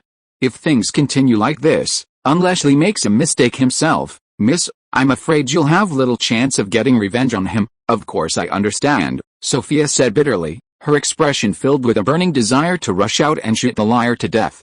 But she restrained this irrational impulse, taking a long, deep breath to calm her rapidly beating heart. Yes, I didn't expect him to be Ludwig's confidant. It was indeed a big mistake of mine. No. That's not it. How could someone who lies as naturally as breathing have any loyalty? With a sudden realization, Sophia muttered through gritted teeth, it's a scam, a trap. Ludwig and my father have all been fooled. This old god's member named Anson Bach is in cahoots with a black mage. Yes, that's it, they plan to have Anson Bach infiltrate the church, then seize this hard-won army. Sophia's eyes lit up as she excitedly jumped off the bed, clinging tightly to the maid's shoulders. So, do you think there's any possibility of that happening? The maid, unable to move, smiled thoughtfully, her gaze unconsciously shifting. How should I put it? It's probably, maybe, perhaps, there's a tiny possibility. Right. Sophia excitedly pulled the maid into a hug, as expected of Angelica. I knew you were on my side. In that case, how do you plan to expose him? The maid asked, struggling to break free. A cunning guy like him is hard to catch unless there's a chance. Right. That's a question. Sophia sat back on the bed, feeling dejected. Given the current situation, she couldn't openly do anything detrimental to Anson. More importantly, as the eldest daughter of the Franz family, she had no way, and absolutely no opportunity, to get involved in anything related to the military, even though her father was the Archbishop of the Kingdom of Clovis.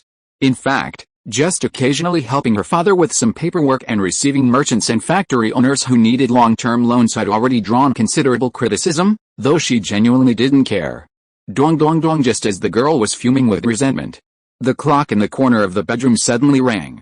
Miss, it's time. The maid quickly changed the subject. Hurry up and change your clothes, or you'll be late for Lady Katerina's literary salon. There's an important clue about the black mage at her gathering. All right. The girl sighed helplessly and moved from the bed to the dressing table. An hour later, Sophia Franz, dressed in a light blue pleated skirt, left her bedroom and walked along the central atrium towards the front door. As she descended the last step, she found a figure in the fireplace hall who shouldn't be there at this hour.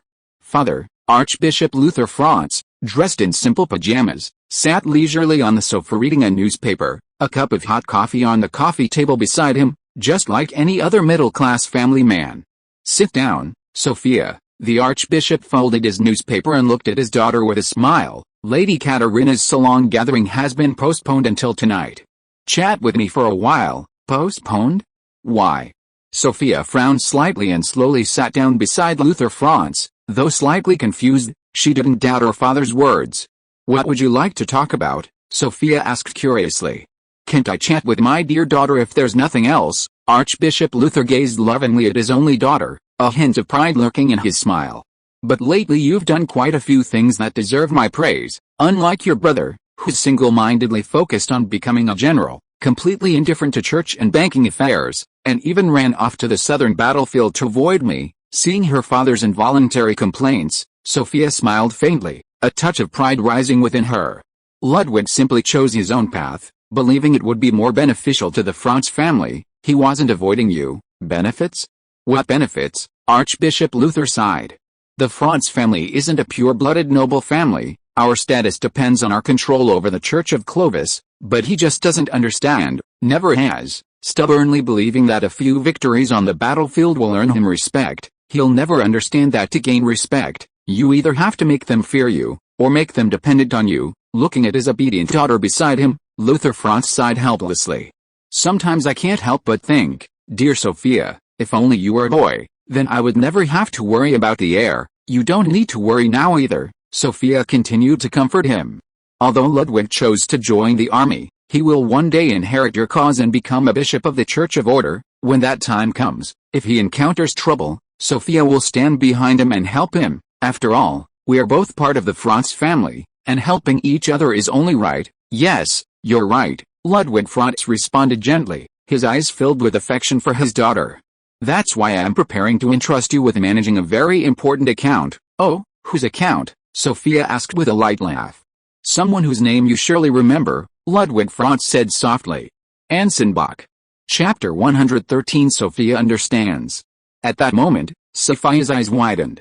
"Anson Bach, that's right, the officer who tricked you that night, making you bring him to my study." Luther Franz, his face full of affection, continued, ignoring his daughter's hesitation and stuttering as she tried to speak. "He has officially assumed the position of Supreme Commander of the Clovis Cathedral Security Force, controlling the organization of 8 companies and the power to appoint and dismiss all officers. But this brings a problem. To build and maintain this army, a considerable amount of temporary and ongoing expenses are required, which also means a huge sum, involving all aspects of the army's budget. Nominally, the expenses of this army are shared equally by the Church and the Privy Council. But this is just a deliberate gesture on my part. In reality, I plan to significantly increase the Church's, or rather the Franz family's, contribution, reducing the Privy Council's share to about 1/5. "Why?" the astonished girl asked instinctively. "Because of a very simple principle." Luther Franz put down his newspaper, his hoarse, deep voice echoing in the hall. "No matter how much something is worth, it always belongs to the person who pays the most, and to ensure that everything is worthwhile, and to ensure that every penny spent by the Church and the Franz family is worthwhile, and that no one steals this force, I need someone I can absolutely trust to manage this budget. My dear Sophia, my daughter, no one is more suitable than you in this matter." Me. This was originally something Ludwig should have learned and mastered, but I have now given up all hope, so I'm going to teach it to you. With another sigh, Luther Franz continued, "Listen carefully, my dear Sophia. An organization might betray its superiors, betray its origins, and even betray itself, because any organization is always composed of people, and everyone's perceptions and thoughts are constantly changing. You can never be sure that a servant who is loyal to the royal family one second won't betray their loyalty for some unexpected reason the next, because ultimately, the word loyalty means a promise made to each other without any collateral, based on mutual trust. This applies equally to both sides." As he finished speaking, Luther Franz's smile faded, and a completely different light flickered in his kind eyes. Sophia was slightly startled, recovering from her initial shock, but her eyes were still filled with confusion. "I don't understand." The girl paused for a few seconds, taking a deep breath to maintain her composure. "If loyalty is truly as fragile as you say, then what exactly does this country, no, the entire world of order rely on to function? And what does this have to do with the work you mentioned?" "I'll explain one by one." Luther Franz's eyes remained filled with affection as he picked up a blank check from under the newspaper with his right hand. "See this? This is a universally accepted check in the Kingdom of Clovis, costing less than 10 copper coins to print. It has no seal, and you can't even prove it belongs to the Church or any bank, but as long as I sign my name on it, No matter how much you write, any bank will readily cash it in the same amount of genuine gold coins, but if you put someone else's name on it, it becomes an illegal check. Neither the church nor any bank will accept it, and its face value will even fall below its cost. Why? Because you are the Archbishop of the Kingdom of Clovis. Everyone knows you will always honor your promises, Sophia said, frowning slightly. She sensed it wasn't a simple matter. Others don't have that kind of credibility. Really? Luther Franz countered, a playful glint in his eyes. Just because I'm the Archbishop, I have credibility. If status alone could guarantee trustworthiness, what a magical world we live in. On the contrary, I think the higher one's status, the less trustworthy they are. Take me for example again. I give a check to someone desperately in need of funds, then later, when they've recovered, I accuse them of theft because the check was illegal.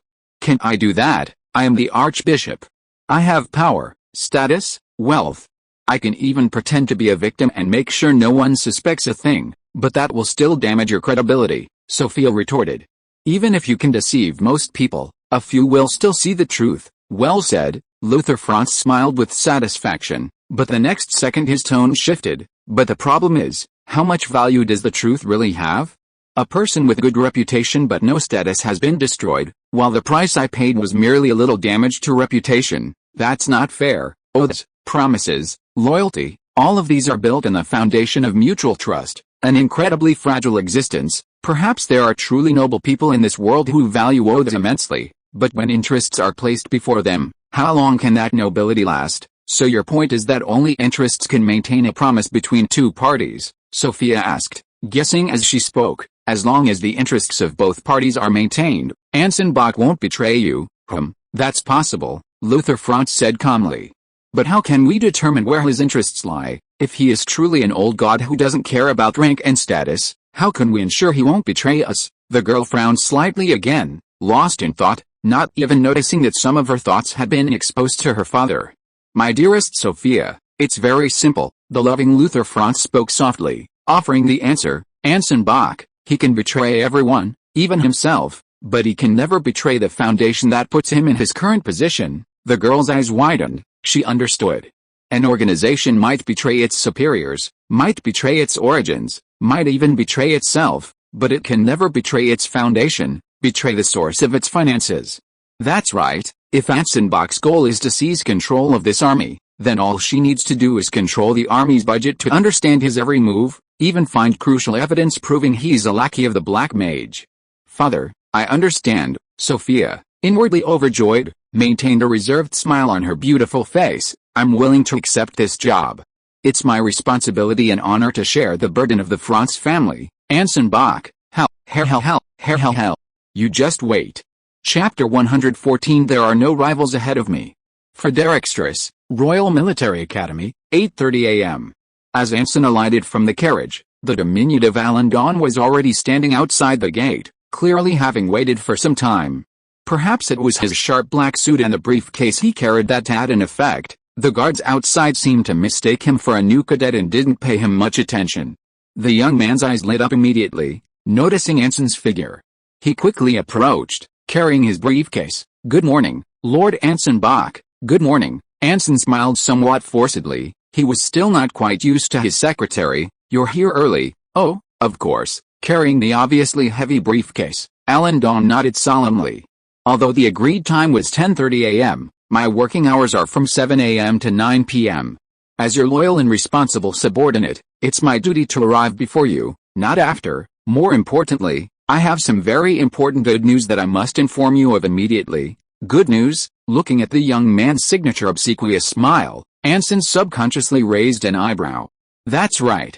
After the hard work of many people last night, the initial budget for the Storm Legion has been approved, Allen solemnly stated. After Archbishop Franz's extensive negotiations, the total has been increased from 6,000 to 15,000 gold coins. So much? Even though he already knew the Franz family was extremely wealthy, Anson, with a look of surprise on his face, couldn't help but click his tongue inwardly. This money will be deposited into an account at Clovis Cathedral in the names of both the Church of Order and the Privy Council, and will be disbursed in 3 installments. Perhaps because his bag was too heavy, the boy, with a half-smile, leaned forward slightly. But esteemed Lord Anson Bach, this isn't even the biggest surprise for you. As he spoke, the wary boy tiptoed closer to Anson, using a hand with a red mark from his handcuffs to cover his mouth, and looked at Anson mysteriously in a low voice. "Do you know who is in charge of this account and budget?" Before Anson could speak, a slightly excited Alan couldn't wait to reveal the answer. "It's Miss Sophia France, Anson." Anson stared intently at the boy in front of him without saying a word, but he couldn't detect even the slightest hint of schadenfreude in the other's expression or eyes, as if the boy was genuinely happy for him. After nearly half a minute, Anson took a deep breath and couldn't help but ask, "Are you sure this is good news?" "Of course." Alan nodded heavily. "The fact that the eldest daughter of the France family is personally in charge of your budget signifies that you have become an important confidant of the France family in Archbishop Luther's eyes." "Is that important?" "It is extremely important, Your Excellency Anson Bach. With the protection of the France family, you are destined for success in the kingdom of Clovis." Alan's expression was very certain. "As your secretary, your career prospects are always my top priority. Your loyal Alan Dawn will closely monitor any opportunity that can help you climb the ranks and inform you immediately." Anson was speechless. He actually understood Luther France's reasons for doing this. As someone suspected of being a follower of the old gods, the archbishop had never intended to trust him from the beginning, and this distrust was completely open and undisguised. As the supreme commander of this army, he possessed absolute command and appointment authority over the entire force, but every decision had to pass through his loyal scribe, and every budget approval had to go through Miss Sophia France, the eldest daughter of the France family. Under this double protection, his every move could not escape Archbishop Luther's eyes. If he even had the slightest thought of making this army serve the Black Mage, well, Anson was basically certain that the Archbishop wouldn't need to do anything personally. The noble and beautiful Miss Sophia France would be more than happy to use this opportunity to settle personal scores. Although this method was rather blatant, making it hard to believe that an archbishop would be so cautious, Anson didn't dislike it. In fact, he quite liked it. Due to the shadow left by his copywriting work in his previous life, Anson didn't dislike the written conditions from clients. It was the verbal revisions proposed on the spot that were truly terrifying. After discussing the budget and chatting idly outside for a while, the two finally stepped into the Royal Military Academy, heading towards the end of the straight, tree-lined path.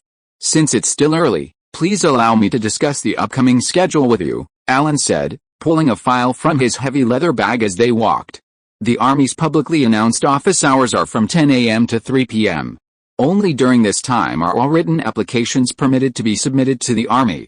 Within these 5 hours, the department responsible for approving allowances operates from 10 a.m. to 11 a.m., after which all unofficial applications cease. Therefore, Lord Anson Bach, we only have 1 hour, or more precisely, only half an hour, to secure your allowance approval, and they will use various means to delay and obstruct, even resorting to intimidation, but that's not a problem." "All right," Anson replied, instinctively taking the document from Alan's hand. "Next, you'll need to obtain your graduation certificate from the Royal Military Academy." Looking at Anson with eager eyes, the young man continued, pausing briefly. "While this certificate isn't as important to you now as it used to be, it's still a crucial stepping stone to many places, especially officers' clubs.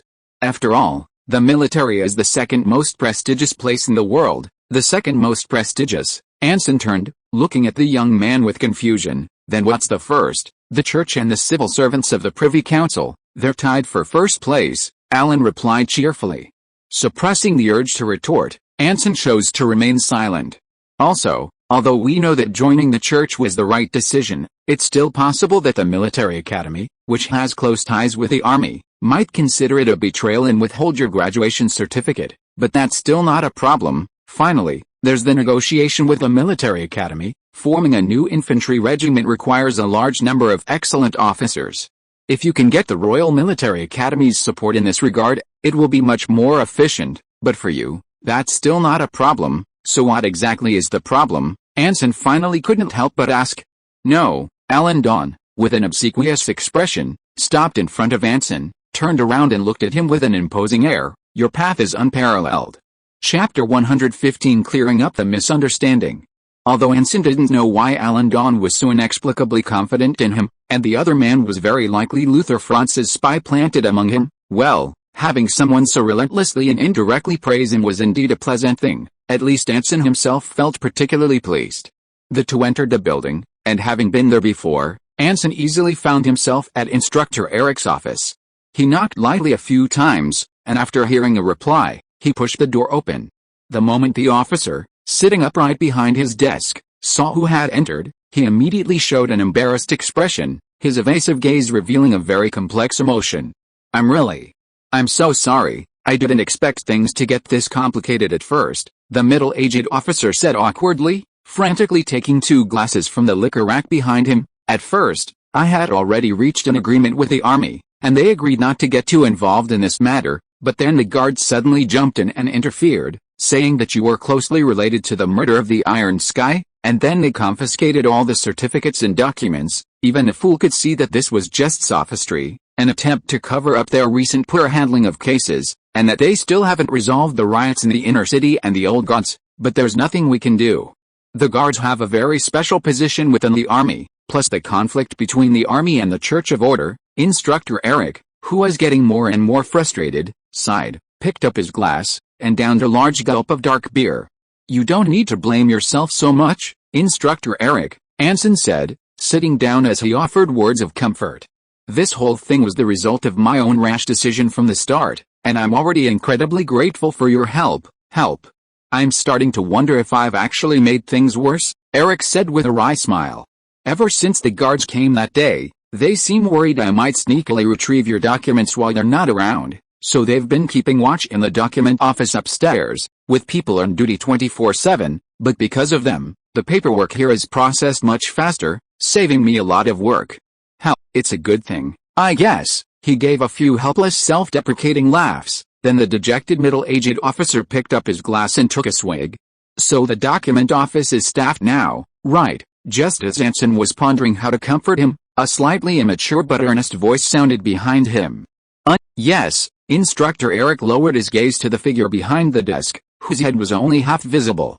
He turned to Anson with some surprise. "Is this your son, PFFT?" Anson, who had just picked up his wine glass, choked and almost spat it in the middle-aged officer's face.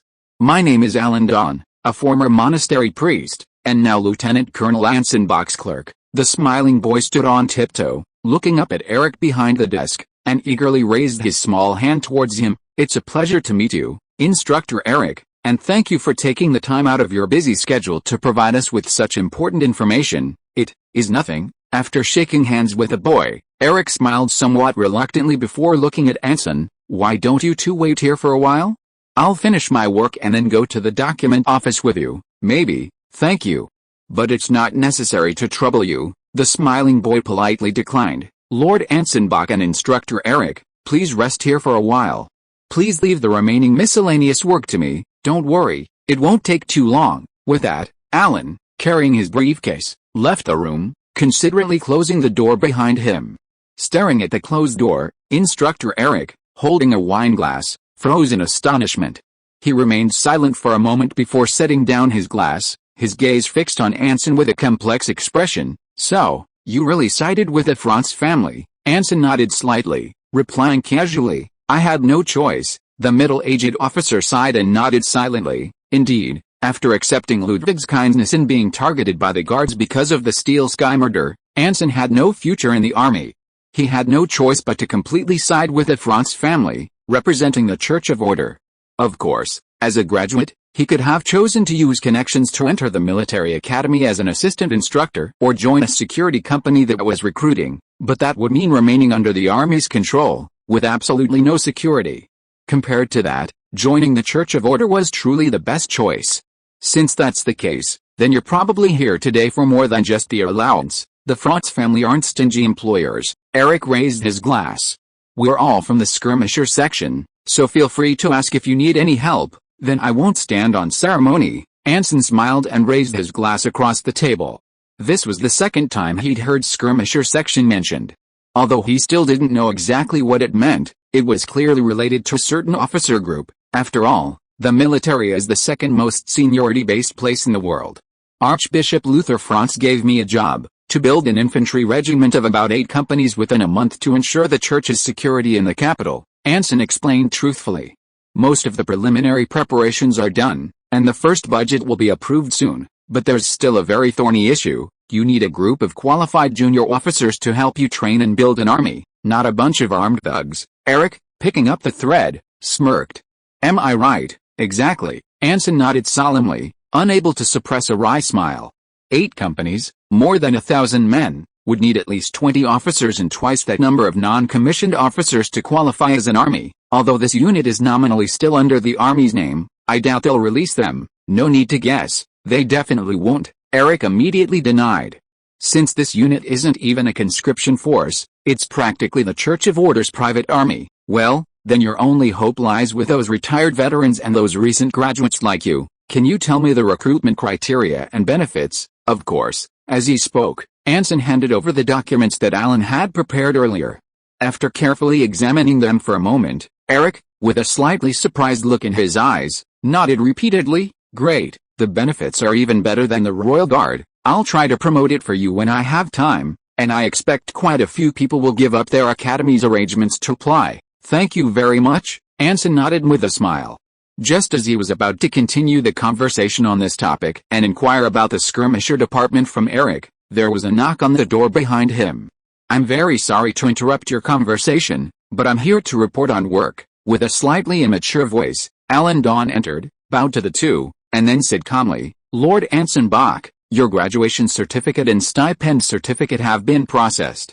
They only need to be delivered to Clovis Cathedral, and the results should be available within 10 working days. Finished, Eric exclaimed, jumping to his feet. He instinctively pulled out his pocket watch, glanced at it, and blurted out incredulously, only 30 minutes. Those guards handed over the documents obediently. How did you do that? The young man, carrying his briefcase, stood there, seemingly lost in thought for a second, then smiled and said softly, it's nothing, just clearing up a misunderstanding with those polite gentlemen. I'm so sorry, due to some unforeseen circumstances, today's update is much later than usual. For the past few weeks, I've been going back and forth between being sick and recuperating, and my health hasn't been very good. Plus, the recent situation has been particularly worrying. Yesterday, I caught a bit of a cold and was so scared that I didn't get better until 10:30 this morning. I hope everyone can understand. If you are listening to this novel on a channel other than Fanfic World, it means it was downloaded and re-uploaded without effort. We warmly invite you to visit our channel, Fanfic World. There you will find the original version of this story and many other novels of various genres. We look forward to seeing you dive into a world of incredible novels. Chapter 116, A Small Misunderstanding. Rewind 30 minutes. Gentlemen, I think there's been a small misunderstanding between us. Sitting in a chair propped up by a leather bag, Alan smiled as he looked around at the officers who sat with grim faces, elbows propped on the table, looking down at him. The only sound in the deathly silent office was the tapping of the scribes' fingers on their typewriters. From our conversation just now, you all seem to think I'm here to present Anson Bach's graduation certificate and stipend certificate. That was a slip of the tongue, my mistake. The young man nodded apologetically and smiled as he spoke. Then please allow me to reiterate my purpose. According to the laws of the kingdom, all evidentiary documents should be completed within 15 working days, delivered within 20 working days, and feedback provided within 30 working days. Today is January 22nd, and both documents have exceeded their deadlines. The Army no longer has the right to withhold documents. Therefore, I am not requesting, but rather demanding that you deliver them within 30 minutes. His calm, measured voice echoed in the dusty office. The officers, pipes in hand, exchanged glances. Finally, a bald, middle-aged man put down his pipe, cleared his throat, and took a document from the clerk behind him. Priest Alan Dawn, we have a document stating that Anson Bach's rank order was requested from the front lines and issued directly by the Privy Council, bypassing the Army. The bald, middle-aged man coldly scrutinized the smiling young man. We also have another document. Apparently, Lord Anson Bach did not follow the Royal Military Academy's orders to return immediately after training at the Southern Fortress. Instead, he decided to remain in the Thunder Fort conscription until the end of the war. Therefore, according to the kingdom's laws, the 61st year of the saintly calendar, the standardized plan for mid to low rank officers, Alan Dawn began abruptly. Article 2, Section 1 stipulates that rank promotion must be approved by the Army, and this was reiterated in Article 4 of the 62nd year of the saintly calendar. Article 4, Section 3 stipulates that graduating officers must arrive within 12 working days. Otherwise the Academy has the right to decide whether to grant graduation based on the student's performance and attitude." He then smiled at the bald officer whose expression had shifted and the document in his hand. "Thank you for the reminder, Lieutenant Colonel Becker. Since you know, then we don't need to explain anything further." Clearing his throat twice, the bald officer exchanged glances with those around him. "Please leave, let's leave it at that." However, during the Southern City-State War of St. Calendar 72, the Privy Council submitted a new draft. Alan Dawn interrupted again with a smile. "Its contents stipulate the repeal of Article 1 of the original Act No. 2, and the approval of the revised Article 5 of St. Calendar 72. It strips the Royal Military Academy of the rights granted under Article 3 of Act No. 4 of St. Calendar 62, and reaffirms the rights granted to mid- and low-ranking officers under the Officers Act of St. Calendar 61. As the young man spoke, he pulled a thick stack of documents from his briefcase and handed them to the officers opposite him. His calm, unwavering tone, like the melody of a typewriter, echoed in everyone's minds. The draft outline clearly states that its aim is to re-establish the military academy's personal control over mid- and low-ranking officers. It can be simply summarized as the Saints Calendar 72 Amendment replacing the Saints Calendar 62 Amendment, and revising the standards for mid- and low-ranking officers of Saints Calendar 61. Incidentally, if you all passed your history subjects, you certainly won't forget the great debate of Saints Calendar 72. It was the excellent Brigadier General Schwartz who, in the Imperial Council, refuted the representatives sent by the Royal Military Academy point by point, proposing the concept of officers' loyalty to the monarch, which ultimately led to the bill's passage. The officers, their faces grim, frowned, biting their pipes and exhaling smoke. Alan Dawn, sitting upright on his briefcase, maintained a faint smile amidst the swirling smoke and malicious gazes. 10 minutes later, the bald officer with a pipe in his mouth took 2 puffs, like a lion awakening from its slumber, and looked down at the thin boy. "It's what you just said. What do you mean?" The smiling boy's lips curled up, and his eyes followed with a half-smile. "That means that since the year 72 of the saintly calendar, if the Royal Military Academy declares that a student is not allowed to graduate, it must first report to the Privy Council and present it to the Emperor. Only after obtaining approval can the certificate be withheld," Alan explained with utmost sincerity. As for the 12 working days mentioned by the Lieutenant Colonel, a supplement was added as early as the year 62 of the saintly calendar. In the event of force majeure, a postponement is permitted. Traffic accidents, natural disasters, disease outbreaks, encountering war are all explicitly defined as force majeure. Alan paused slightly, his gaze sweeping across the faces of the officers before him. "Therefore, unless you have direct orders from the Emperor, no one has the right to withhold this graduation certificate. Last night I investigated all the appeals from the Army to the Privy Council in the past 30 days, and there were no relevant documents issued, so, I personally believe there are none." The officers, who had been silent, changed their expressions slightly, becoming noticeably more unpleasant than before. But this brief silence lasted only a dozen seconds. The bald officer with a complex expression exchanged glances with those around him and nodded tacitly. "Leaving aside the graduation certificate issue for now, there's still a problem with Anson Bach's rank," the bald officer said coldly, his gaze seemingly piercing through the thin boy. "You are indeed very knowledgeable about the laws of the kingdom, but can you tell me if any rank promotion order that isn't recognized by the Army has any legal validity?" On this point, the Privy Council has already approved the promotion order for Anson Bach, and it hasn't been explicitly opposed by the Army, Alan argued. "Legally speaking," thump, the bald officer slammed his pipe down on the table. The sudden, loud crash and the splattering ash, still carrying sparks, made Alan, who had been expressionless just moments before, shudder and nearly fall off his chair. "Legally speaking, doesn't the Army have the right to refuse to recognize his rank?" The bald officer stared coldly at the terrified boy, like a beast eyeing its prey. "Tell us."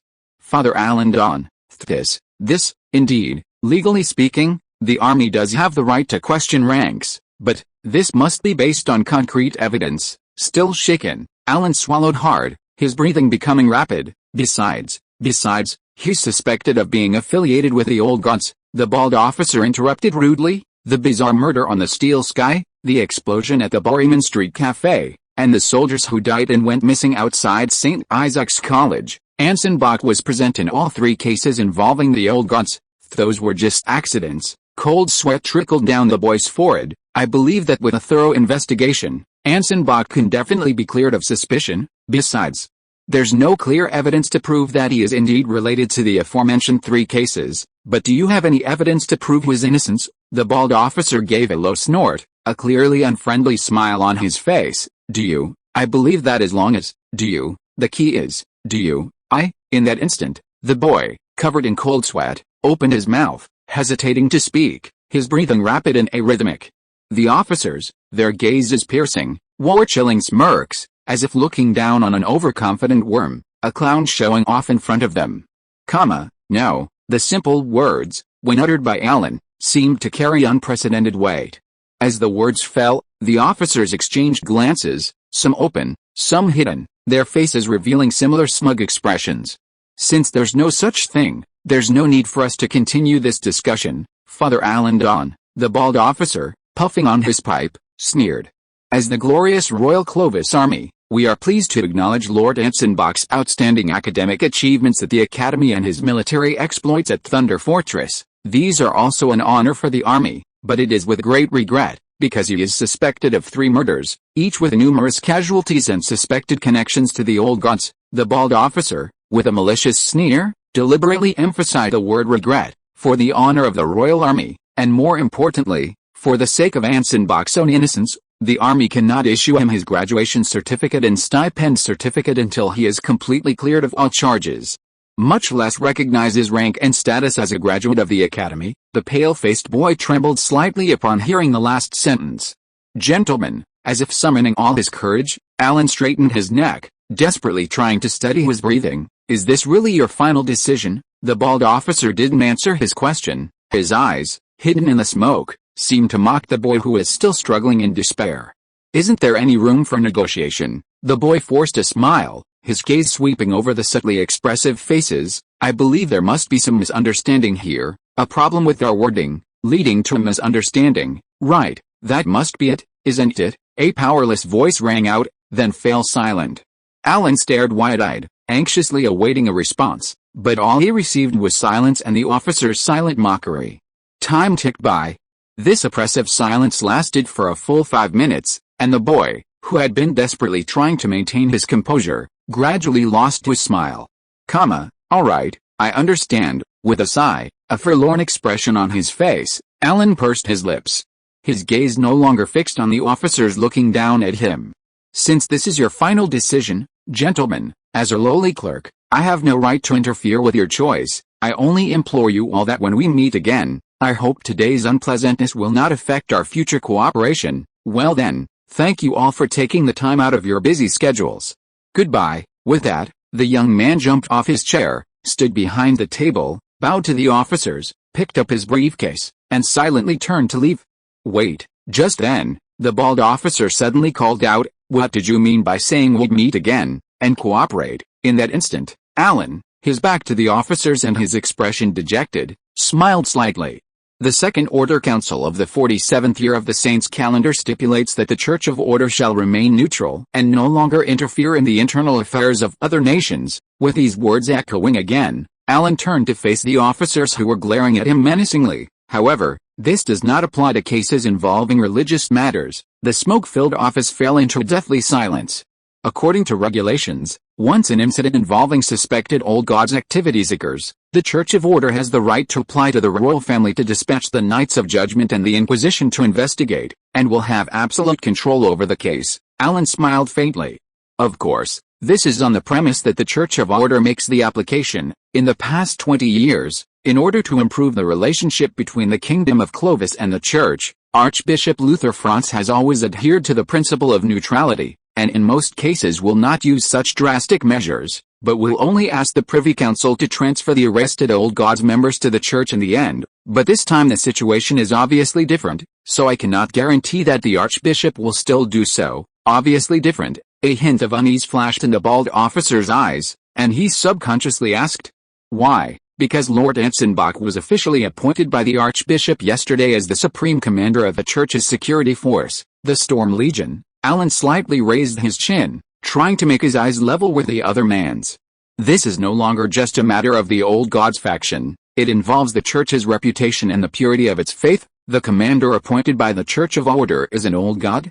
As a former priest, I don't believe the Grand Bishop will ignore such a matter. Therefore, taking advantage of my position, I wrote a letter and sent it to His Excellency the Archbishop before coming. Looking at the increasingly unpleasant expressions on the officers' faces, their gaze is constantly shifting. The smiling boy bowed again. Therefore, I hope that when we meet again, today's dispute won't affect our future cooperation. Since we're getting involved in the investigation, all members of our Storm Legion will naturally participate, and I hope you will all cooperate. Having said that, the boy slowly took half a step back, turned, and walked towards the door.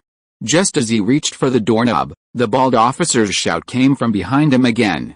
Wait a minute. The smiling young man calmly turned around, looking sincerely at the officers. Excuse me, is there anything else? And nothing. At this moment, the bald officer, whose expression was extremely unpleasant, desperately forced a smile. It's just, there's a small misunderstanding. Writing a 4,000-word chapter feels so much smoother. Chapter 117 The Great Detective appears. On Tuesday, the gloomy city of Clovis was once again shrouded in dark clouds and heavy snow. Winter in the 100th year of the Saints' calendar seemed even worse than Anson's previous memories. Intermittent clear skies, persistent fog, and a pervasive stench. The entire city was becoming increasingly cold and damp, smelling like a rotten rag that could never be wrung dry.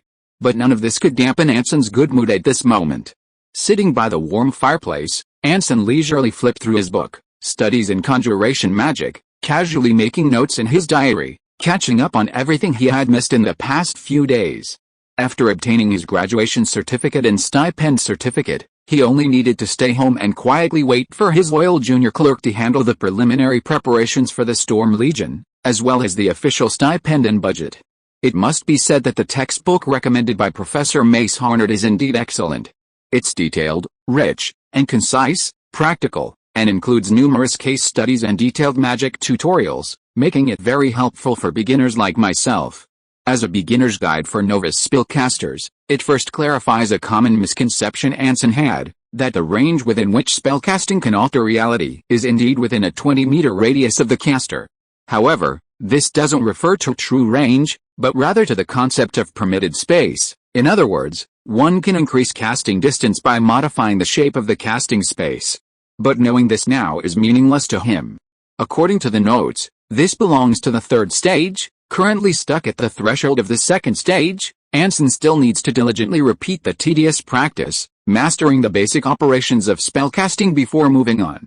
Anson looks so happy. A childish voice sounded behind him, filled with curiosity, asking, "Did something good happen recently?" Anson paused slightly, putting down his pen, and turned around with a leisurely chuckle to look at Lisa, who was sitting behind him with her legs crossed. "Yes, because I have good news to tell Lisa." "Good news?" "Yes, do you remember what I told you about my school days a while ago?" "I remember," Lisa nodded, grinning happily. "How could I forget?" That was the first time Anson talked about his past. Anson's expression froze, and he gave an unnatural twitch of his lips. Although he had successfully inherited the memories of the former Anson, to avoid any potential exposure, Anson rarely mentioned his past to outsiders or in public unless absolutely necessary. Even when he occasionally brought up the concept of going to school at the dinner table to instill it in Lisa, he almost confused his former Anson with his own past life experiences in school several times. If his only audience hadn't been a little girl with no social awareness, even a maid might have noticed something amiss. Since that's the case, "Lisa, would you like to try going to school too?" Anson immediately steered the conversation back on track. "Coincidentally, I recently discovered 2 newly opened schools on Champagne Street nearby. If you'd like to try them out, you can." "No," Lisa grinned. "Huh?" Anson, almost stunned, blurted out, "Why, this isn't what he expected." When he talked to her about his own school experiences before, wasn't she very curious and excited? Because Lisa is Anson's skirmish leader, Lisa. Her eyes wide, said in a matter-of-fact tone, "If Lisa goes to school, she'll have to stay there for a very long time, from day to night, and she won't be able to protect Anson anymore, right?" As soon as she finished speaking, Lisa's expression suddenly turned strange, tears welling up in her wide pupils at a visible speed. "Anson wants to send Lisa away, huh?"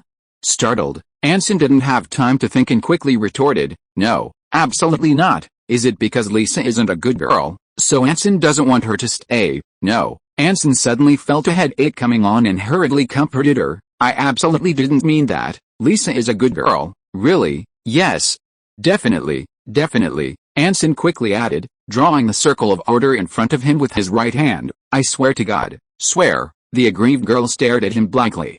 I swear, Anson nodded firmly. Lisa is a good girl, and I will never force you to do anything you don't want to do, and I will never actively drive you away. These are all true, I swear. If I'm lying, then let up. Anson thought seriously for a moment, considering what else he was afraid of besides his identity being exposed. Let me, as soon as I step out the door, immediately meet the person I least want to see right now. Is that okay? The little girl, her lips tightly pressed together, her face red from crying, her tears still carrying a hint of fear and helplessness, curled up in a ball. She nodded silently. Anson breathed a slight sigh of relief. He really hadn't expected Lisa to be so affected by this. It seemed that for a long time to come, Mrs. Borner would continue to instill those outdated ideas in her. Knock knock knock. Just then, a rapid and forceful knocking sounded at the door. Somewhat puzzled, Anson patted Lisa's little head, wondering who had come looking for him at this time, as he walked towards the door and cautiously grasped the doorknob.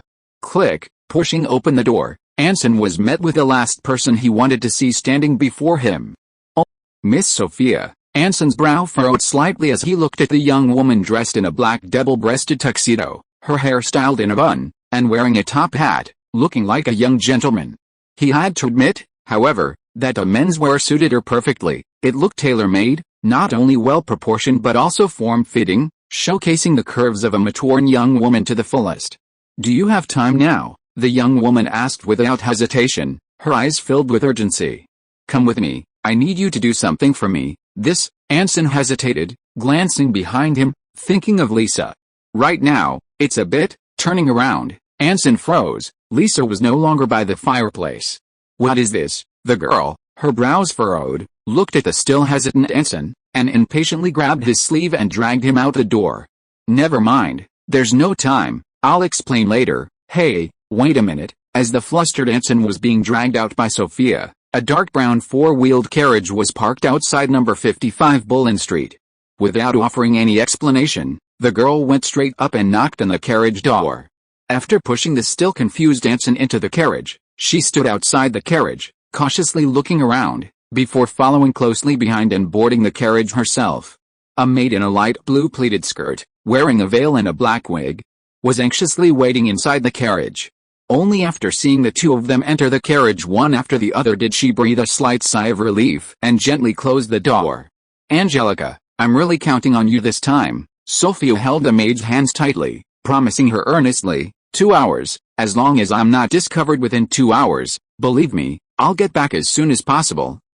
The maid, her lips pressed tightly together, murmured with a pained expression, nodding with great difficulty, although Angelica wants to say it's what I should do. This time it won't be any different, the girl vowed, glancing at Anson across the street. Last time it was because of some liar that there was a small accident, but not this time. I hope so. The law of order will protect you. The maid sighed, bowing slightly to the bewildered Anson beside her. I'm entrusting everything to you.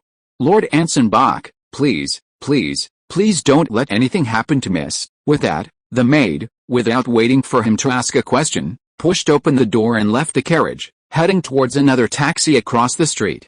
In the dimly lit carriage, only Anson and Sophia remained, facing each other in silence. Ahem. Well, after a couple of light coughs, the somewhat embarrassed liar broke the silence first. What happened? Sophia, with a serious expression, didn't answer him. Instead, she tossed a copy of The Truth of Clovis to him, then crossed her arms and warily watched the pedestrians outside the carriage. Anson's gaze immediately swept to the spot where the girl's index finger had been holding the newspaper. A bold, vertically formatted headline caught his eye. The Great Detective Arson. My first encounter with my friend Arson was on a private carriage bound for the City of Dragons. He was with his young and beautiful wife, preparing for a wonderful honeymoon in the Emperor's city. He was a very observant and talkative Clovis, and quickly saw through my little trick of not being robbed, but simply wanting a ride and a sumptuous dinner. But to save face and my pitiful dignity, he didn't expose me directly, instead telling me about a bizarre murder he had encountered during a trip to the kingdom of Clovis, roughly the beginning of a second-rate detective novel that would appear in the Clovis Truth newspaper. Nothing to be surprised about. But if that were all, the Archbishop's own daughter wouldn't be so astonished. There must be something more crucial. Having read it all, Anson subconsciously moved his gaze to the very end. The next second, his pupils constricted sharply. A name, Sophia, her expression grave, suddenly spoke. The author of this story is Draco Veltz. This guy has finally shown up, that chatterbox. Anson immediately pictured a certain unkempt red-haired novelist, a hint of astonishment in his eyes. Based on his understanding of Draco, this guy absolutely knew that this was the most dangerous time for him. The Royal Guard, whose carjacking plan had been thwarted and whose vital secret stolen, was hunting people all over the city, even those like himself who were merely innocent bystanders being killed rather than let go. To suddenly appear at this time, publishing his novel so openly in the newspapers, what was he trying to do? A smokescreen to attract the Royal Guard's attention? Anson completely didn't understand, or rather, from the very beginning of their collaboration, he simply couldn't comprehend the thought process of this chatterbox. This is the first edition of the newspaper this morning. The postman brought it directly to Franz's residence on horseback. Sophia, completely oblivious to Anson's expression, was ecstatically absorbed in finding a clue. The Royal Guard should have just received the news.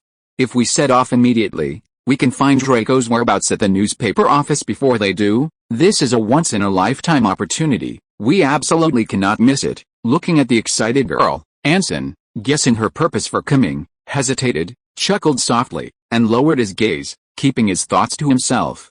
She underestimated the Royal Guard.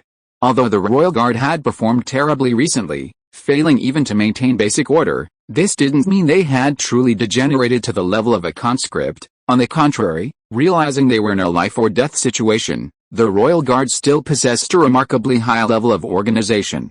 Anson was almost certain that the Royal Guard had already taken control of the newspaper office and looted all possible evidence. If he and Sophia went there openly, concealing their identities, they would at most only find nothing. Although I'm absolutely confident I can find clues in the shortest amount of time, but, the girl pulled down her hat brim, somewhat unconvinced, and said, I have to admit that society still has many prejudices against women. In case of some unexpected situation, I'll still need someone to step in and solve the problem for me. So, Lord Anson Bach, your task is to solve those unnecessary troubles for me before I find any clues. In return, I can shorten the time it takes for the Storm Legion's budget to be allocated, and I'll forgive and forget about our previous minor conflicts. Is that all right? Sophia snorted lightly, crossed her arms, and glanced out the window again. Of course. Anson chuckled and nodded, deliberately going along with her words. I am truly grateful to Miss Sophia Franz for giving me this chance to atone for my sins, and I have no way to repay her. Anyway, judging from her tone, this troublesome matter would only take 2 hours at most. Well, I could also buy a cake at Old William's Cafe to cheer Lisa up a bit. So, what are we waiting for? Smiling, Anson pointed to the motionless scenery outside the window. The carriage hadn't moved an inch since he got in. That's what I should be asking. Sophia, with her arms crossed, glanced at him. Why are you still sitting here? Anson paused, blinked, thought for a second, and then tentatively asked, didn't you bring a coachman, and can't drive a carriage? Of course. Angelica brought me. Is there a problem? Oh, nothing. I just suddenly wanted to tell you a secret. What secret? Actually, I can't either. Sophia. Chapter 118 Old Wall Street. After switching to taxi and paying double the price for an old driver who claimed to know the way, the two finally set off after nearly 10 minutes of dawdling. The old driver, with his eyes narrowed in a smile, was more than worth the price.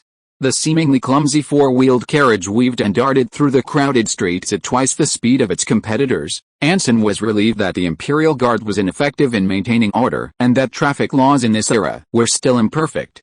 With each bump and sway of the carriage, they quickly left the bustling White Lake Park and headed straight for Old Wall Street, where the Clo Truth newspaper was located. Inside the much simpler carriage than before, Anson, sitting on a wooden chair, observed the silent girl opposite him, who was constantly watching the outside of the window. Her expression, a mixture of tension and excitement, never left her face. Can I ask you a question? Looking at Sophia, who seemed to have been startled awake, Anson casually asked, Why is the Church of Orders so determined to capture Draco Veltz, a mere novelist? This was one of Anson's most perplexing questions. Yes, this talkative novelist was definitely no ordinary person. He possessed vital intelligence crucial to the Royal Guard's survival. But what did this have to do with the Church of Order or the Franz family? The Church of Order and the army had historical grudges, but no fundamental conflict of interest. Given the Church's power, even if Draco possessed some important dirt, it wouldn't matter, and it wouldn't be worth the Archbishop's own daughter running around for him. Initially, Anson thought Draco was also a member of the Church, but judging from Archbishop Luther's subsequent reaction, the two had probably only met once at most, with no indication of any cooperation. So why? Draco Veltz, he's not someone a mere novelist can describe. Gazing at the scenery outside the car window, Sophia said coldly, "Do you know about the North Harbor Rebellion of Sainthood 95, Lord Anson Bach?" "I've heard a little about it," Anson nodded, recalling his former Anson memories. "I was still at the Royal Military Academy that year, so I know the details." In Sainthood 95, a small group of sailors dissatisfied with their superiors and treatment, instigated by some members of the city council, rebelled in North Harbor, the largest coastal city in Clovis and home to the Royal Fleet. They seized control of 2 warships, attempting to secede North Harbor from the Kingdom of Clovis. The rebellion occurred extremely suddenly. The night market council, city defenses, and port were all occupied by the rebels. 4 days later, the Privy Council, upon learning the news, immediately ordered the suppression of the rebellion and attempted to block the news, but unfortunately failed.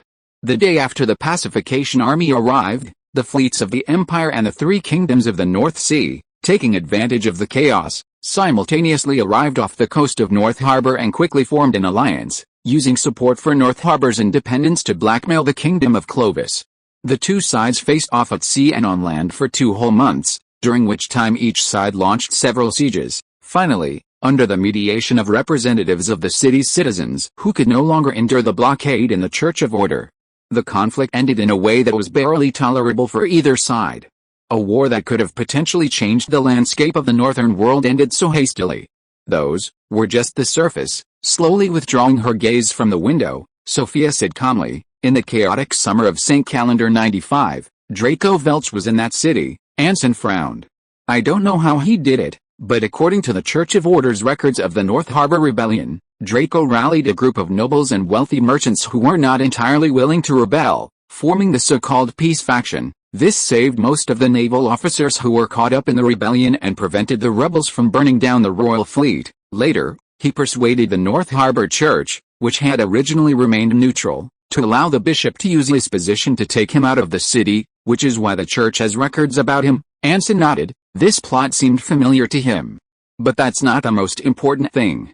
The most important thing is that he didn't take the opportunity to escape, even though there were countless such opportunities. At this moment, Sophia's eyes suddenly brightened and deepened, and a slight upturn of her lips revealed an indescribable interest. He used the Church's mediation as an opportunity to secretly meet with the highest commanders of the Empire and the Kingdom of Clovis, convincing them that once North Harbor became independent, the only beneficiaries would be the 3 kingdoms of the North Sea. The Kingdom of Clovis, having lost its only outlet to the sea, would attack southward at all costs. The kingdom might succeed, or it might be severely weakened. But the Empire would definitely pay an unbearable price to stop Clovis's expansion. The struggle between the 2 great powers of the Old and New World of Order would lead to the rise of a powerful North Sea alliance. This is the truth hidden in the shadows, the one that spared North Harbor from the ravages of war. Hundreds of thousands of North Harbor residents have no idea the name of the person who truly saved their lives. Looking at the silent Anson, Sophia leaned back in her chair and slightly raised her head, feigning nonchalance. "Do you understand, Your Excellency Anson Bach, Draco Veltz? This man is no ordinary novelist. He's an unassuming figure who always becomes the eye of the storm. He has a special skill that makes people obey him at will. Every time he appears, it almost means something big is about to happen somewhere. It means some force is about to break the balance and emerge from the shadows. Such a man. Do you really think the Order Church, dedicated to maintaining the balance of the world, can ignore him? Hell, you underestimate the Church. You underestimate the Franz family." With a proud snort, Sophia, her brows relaxed, turned her gaze back to the window. Anson, having heard the whole story, frowned and thought seriously for a while. After a dozen seconds, he sighed, his eyes turning to the girl in front of him with a somewhat complicated expression, and tentatively asked, "So, you admire him?" Thump. The fast-moving carriage passed through a somewhat bumpy street, and the 2 people in the carriage couldn't help but shudder. Admiration. Barring speculation, Sophia, who had her arms crossed, changed her expression slightly, then sneered as if she had heard an amusing joke. "I won't deny that I admire you. After all, someone with the ability to stop a war shouldn't be buried in a second-rate mass newspaper. As the eldest daughter of the France family, I have a responsibility to select outstanding talents for the family, and incidentally give a certain liar a chance to redeem himself. That's all. Do you understand? As the eldest daughter of the France family, could you please not look out the window and repeat what you just said?" Looking at the girl who was deliberately avoiding his gaze, Anson, who was internally complaining, desperately suppressed the urge to smile and nodded seriously. "Understood." Sophia secretly breathed a sigh of relief after receiving the reply, and adjusted her slightly tight collar to make her neck and chest feel a little more relaxed. "Of course, the reason the Church of Order wants to find Draco Veltz isn't just because of these things." Clearing her throat and straightening her back, Sophia lowered her voice, her gaze regaining some composure as she looked directly at Anson. "Do you know why he returned to Clovis?" Anson frowned slightly. Of course he knew, and knew it perfectly well, but if he said it directly, his previous persona would be exposed again, so Anson chose to partially conceal it. "I know a little bit. It seems that one of his relatives encountered an accident. Miller Veltz, several months ago, was killed in an accident by Imperial Guard soldiers who mistook him for a robber." Sophia paused, as if hesitating, before continuing softly. "Afterwards, in order to dig out the lead bullet buried in his chest, the Imperial Guard doctor performed an autopsy, and then, on Miller Veltz's heart, they found a six-pointed star-shaped brand." Anson's pupils contracted sharply.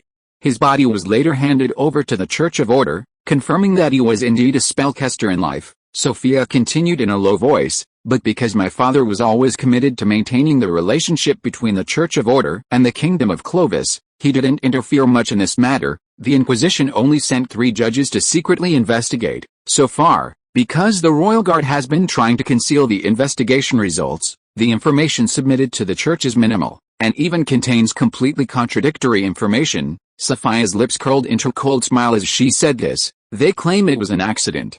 But they can't explain why an old god spellcaster would be helpless when facing a gun. They found the victim of the robbery, but the victim hanged himself at home the next day. As for the robber who was almost caught, there is still no trace of him." "You think the Royal Guard is concealing the investigation results?" Anson asked tentatively. "It's obvious, either they were hiding something, or the investigation is going poorly, so they can only try to cover it up." The girl with the burning gaze curled her lips even more. "But I think they might be hiding something even more important, like that lost item that was taken by the robber, which led to Miller Veltz's shooting death, and which has been missing ever since." "What is it?" Anson pressed.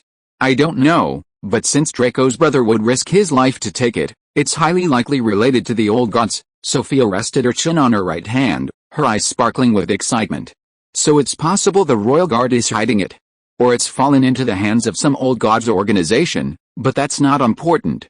What's important is that we must find Draco Veltz before the Royal Guard, whatever intelligence he has. It absolutely cannot fall into the hands of the Royal Guard." The incident at the Dark Mage Gathering last time was an accident, but it also proves that this guy isn't completely ignorant of the old gods.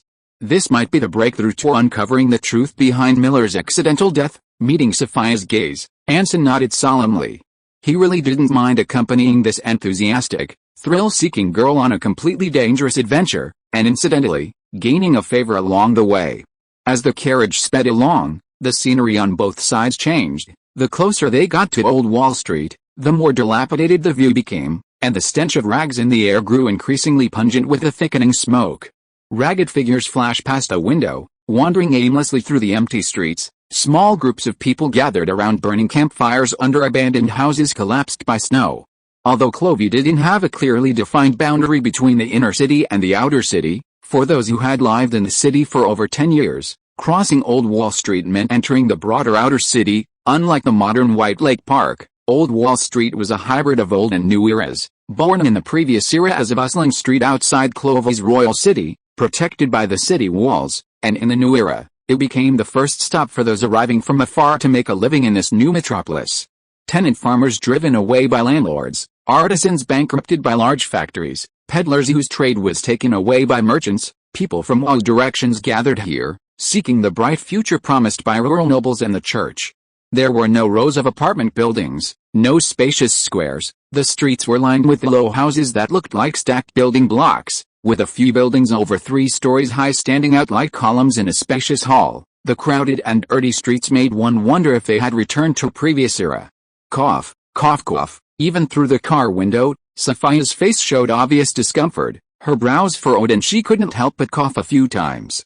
If you're not feeling well, don't get out of the carriage later, Anson said, pulling a handkerchief from his pocket and handing it to her. I'll go ask the newspaper about Draco's whereabouts. You can just sit here and wait, thank you. The girl, who had thanked him softly after taking the handkerchief, immediately regained her serious expression and arrogantly raised her chin. But no, because a qualified investigator must be on side and use their own eyes to judge the authenticity of clues. Besides, your old god's suspicion hasn't been cleared yet, Lord Anson Bach. Don't think I'll believe you so quickly. Looking at Sophia, who was staring at him warily, Anson smiled helplessly. With a bump and the creaking of the axle, the old carriage stopped next to a 3-story building. Sophia, slightly relieved, still covered her mouth and nose with a handkerchief. The bumpy ride and the smell in the air made her look terrible. Fighting her dizziness, she looked at Anson. I'll go ask the newspaper editor later. He knows my identity and won't dare lie to me. In the meantime, you stay outside. If any of the Imperial Guards come, try to stop them first, then have someone from the newspaper send me a message. Just hold them off for 10 minutes. What are you doing? Sophia raised an eyebrow, looking at Anson's strange expression, and subconsciously looked out the window in the direction he pointed. The next second, the girl's eyes widened and her expression froze completely. At the foot of the 3-story building, the front wall of the newspaper office, with its locked doors, was covered in scorched earth marks. Large and small holes, made by lead bullets, were even visible on the walls and doors. Outside the gate, chaos reigned, smashed tables and chairs, newspapers spilled across the muddy street, piled haphazardly like barricades and chevaux de frise. The sign bearing the inscription, "The Truth of Clovis," was secured to the gate with a final nail, creaking and groaning in the cold wind. Bang! The overburdened wooden sign fell from the gate, crashing to the ground along with the girl's dejected mood. Shattered into pieces. Chapter 119 Gangsters. Anson, barely suppressing a laugh, and a distraught Sophia walked through the empty streets to the closed doors of the newspaper office. The muddy ground, with its carelessly discarded newspapers and shattered wooden signs, creaked under their feet. Clearly, the Royal Guard had beaten them to it. These soon-to-be unemployed officers, driven hysterical by their quest to capture a certain talkative novelist, not only ransacked the entire newspaper office and arrested all the editors and staff, but also meticulously sealed the tightly locked doors with notices. Cooperating with the Royal Guard is every citizen's responsibility. Participating in old god's activities is seriously harmful to your health. Looking at the familiar slogans on the seals, Anson, unsure how to even comment, turned and chuckled at the girl whose face was practically etched with disappointment. Are you still going in? They've probably already taken all the clues they could find. Of course. Sophia, gritting her teeth, instantly recovered from her disappointment, tugged at her collar, and gave Anson a haughty glance. As a member of the France family, how could I give up so easily? Anson shrugged. He'd heard similar comments from a knight. Then step back a bit. I'll try to open the door. How? Sophia took 2 steps back warily, her eyes lingering on Anson as she turned. She hadn't forgotten that this man, whose lying was as natural as breathing, was very likely a spellcaster like Miller Veltz. How was he going to open a locked door? Magic. What kind of magic? Conjuring a master key? Controlling shadows? Flames that melt iron chains? Or bone blades that could cut through iron like butter extending from his fingertips? Countless guesses flooded the girl's mind. Her increasingly rapid breathing made her hear her own heartbeat, and her aching eyes stared unblinkingly at Anson's every move, afraid of missing a crucial detail. She saw Anson warily glance around, carefully reach his right hand into his coat, and then pull out a revolver. Ugh, a revolver? Bang! A thunderous explosion echoed through the empty street, and wisps of gunpowder smoke drifted from the locked door. This is the way you said to open the door. Sophia stood there dumbfounded. What else? With a casual flick of his gun, Anson turned and looked at the girl whose face was filled with disappointment. I was dragged out by you at the last minute, and I didn't have a lockpick on me. Besides, is there a faster or more convenient way to open the door? The iron chains that were hastily and haphazardly fixed to the door only looked sturdy. In reality, as long as the key parts were loosened with a gun, and then a sudden jerk was applied. Thump. Anson kicked open the tightly locked door and stepped into the newspaper office. Behind the door was a slightly dimly lit hall. The dust on the floor indicated that at least dozens of desks and similar-sized office supplies had once been placed here. Large and small, messy and muddy footprints covered the entire room, and piles of unrecognizable garbage were stacked in the corners. The empty hall was filled with a slightly different smell from the outside, a mixture of musty, ink, and burnt smells. Anson, frowning, turned around and saw Sophia already searching the hall. All the clues here have been destroyed by the Royal Guard. Damn it, waving a magnifying glass she'd pulled out from somewhere. A slightly disappointed Sophia looked up at Anson. I'm going upstairs to check again. You stay here and keep watch. Remember to let me know if anything happens. No problem. Anson, hands in his pockets, shrugged, then asked as if suddenly remembering something, how do I let you know? Sophia pondered for a moment, then pulled a small silver whistle from her pocket and tossed it to Anson. It was engraved with the emblem of the Ring of Order. This is standard equipment from the Church of Order's Inquisition. It produces a very penetrating sound far exceeding that of ordinary whistles. Examining the overly delicate silver whistle in his hand, Anson casually bit it, then gently applied pressure. Beep! The sharp whistle rang out like a sword, causing the two unprepared individuals to instantly cover their ears. Feeling the dizziness brought on by the high decibel sound, Anson immediately understood what very penetrating sound meant. It was almost like being shot on the face. It can also produce 4 notes. Sophia, covering her ears, desperately tried to maintain her composure, wishing she could smash the magnifying glass in her hand into Anson's face. My father said that the judges in the Inquisition use this to pass information to each other when arresting spellcasters. Using this to pass information? Are you sure they're not a bunch of people with severe otitis media? Watching the girl impatiently turn and run upstairs to the second floor, as if fleeing for her life, Anson really wanted to roll his eyes. He didn't think that the newspaper office, which had been ransacked by the Royal Guard like a locust plague, would have anything left for Sophia to discover, although he really hoped she could find something soon so he could leave the stinking place quickly and go to Old William's Cafe to buy a cake that could cheer Lisa up again. It's at least an hour's drive from Old Wall Street to White Lake Park. Given Lisa's increasingly picky eating habits since arriving in the capital, the time he'd wasted would probably be proportional to the size of the cake. Standing in the empty hall, Anson sighed and quickly glanced at the street outside and the stairs behind him. His right hand, tucked into his pocket, cracked his index finger. A slight throbbing in his temple accompanied this, and images of every corner of the building flashed through his mind. The building had 4 floors. The ground floor was the common office hall, the second floor contained rooms and meeting rooms for various departments, and the third floor and the attic on the top floor were employee dormitories and storage rooms. With his eyes closed, Anson's mind replayed images of every corner of the building, including a young detective-obsessed girl with a magnifying glass, enthusiastically and aimlessly searching through the old corridors. He planned to try to find some potential clues himself, then find a way to hint to Sophia so she could discover them herself. This would save time and also earn him a favor. Finally, judging from the fact that she could imagine him as Draco Veltz even though he hadn't said a word at the Dark Mages gathering, Anson thought his impromptu plan was perfect. It seems that occasional unprepared improvisation isn't so bad. Boom. His inner monologue abruptly stopped as a sharp, piercing pain, like a blade piercing his skull, struck without warning. In a daze, Anson froze. His mind like a lake with a pebble thrown in, the images shattering and mingling into countless colors. Thump. Anson knelt on one knee, supporting himself with one hand, his left hand half bent and pressed tightly against his chest, his heart, gritting his teeth to endure the searing pain of the flames. This state lasted for about 10 seconds, gradually fading as his power diminished, until only a slight burning pain remained in his chest. Kneeling on one knee, Anson breathed heavily, his wide eyes staring at the wet floor tiles. A foul-smelling breeze blew in from outside, instantly jolting Anson awake and clearing his mind. Something was strange about this building. It was slightly different from the time at Thunder Fortress. Back then, his ability had been detected by Crow the moment it was activated, resulting in a counterattack. This time, it was the opposite. There was no reaction at first, but it was only when his attention shifted that something triggered a response. In other words, there really was something extraordinary hidden in this newspaper office. Anson immediately stood up and, without thinking, sprinted towards the stairs. Whatever was in the building, he had no intention of getting involved right now.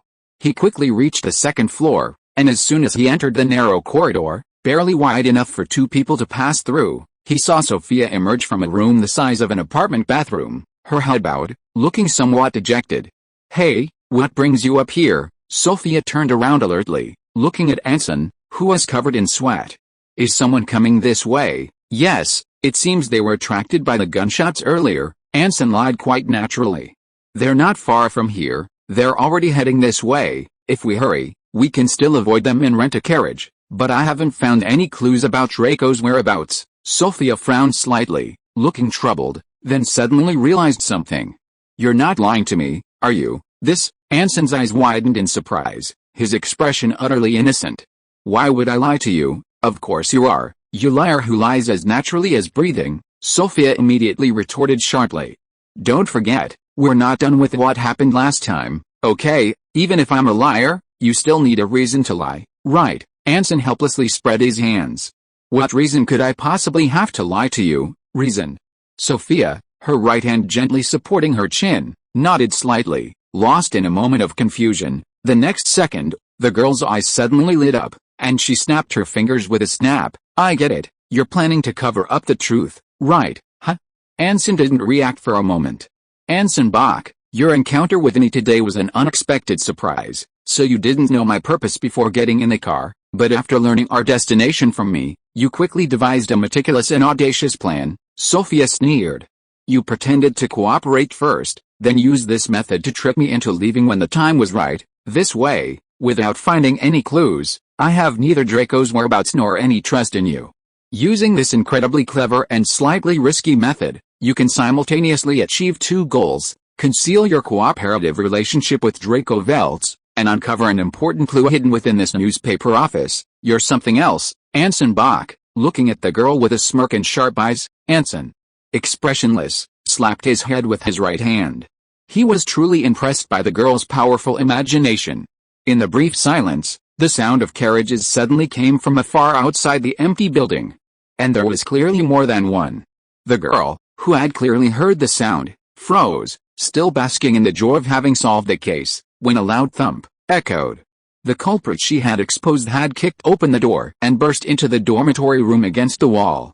"Ugh, Anson Bach, you," the indignant girl grumbled as she entered the dormitory. Before she could say anything, Anson, leaning against the window, glared at her and slammed his right hand down on her shoulder. "Squat down, there's someone outside." Sophia, unable to resist, felt a sharp pain in her shoulder and was forced to the ground without any resistance. She clutched her mouth tightly, staring nervously at Anson by the window. A few minutes later, 5 carriages pulled up outside the newspaper office.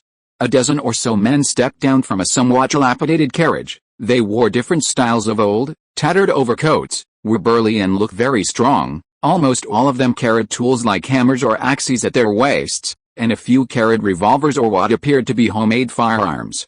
The leader was a very capable-looking middle-aged man, wearing a much more refined striped coat and top hat than the others, a pipe between his teeth, and a large-caliber old-fashioned trumpet gun in his right hand.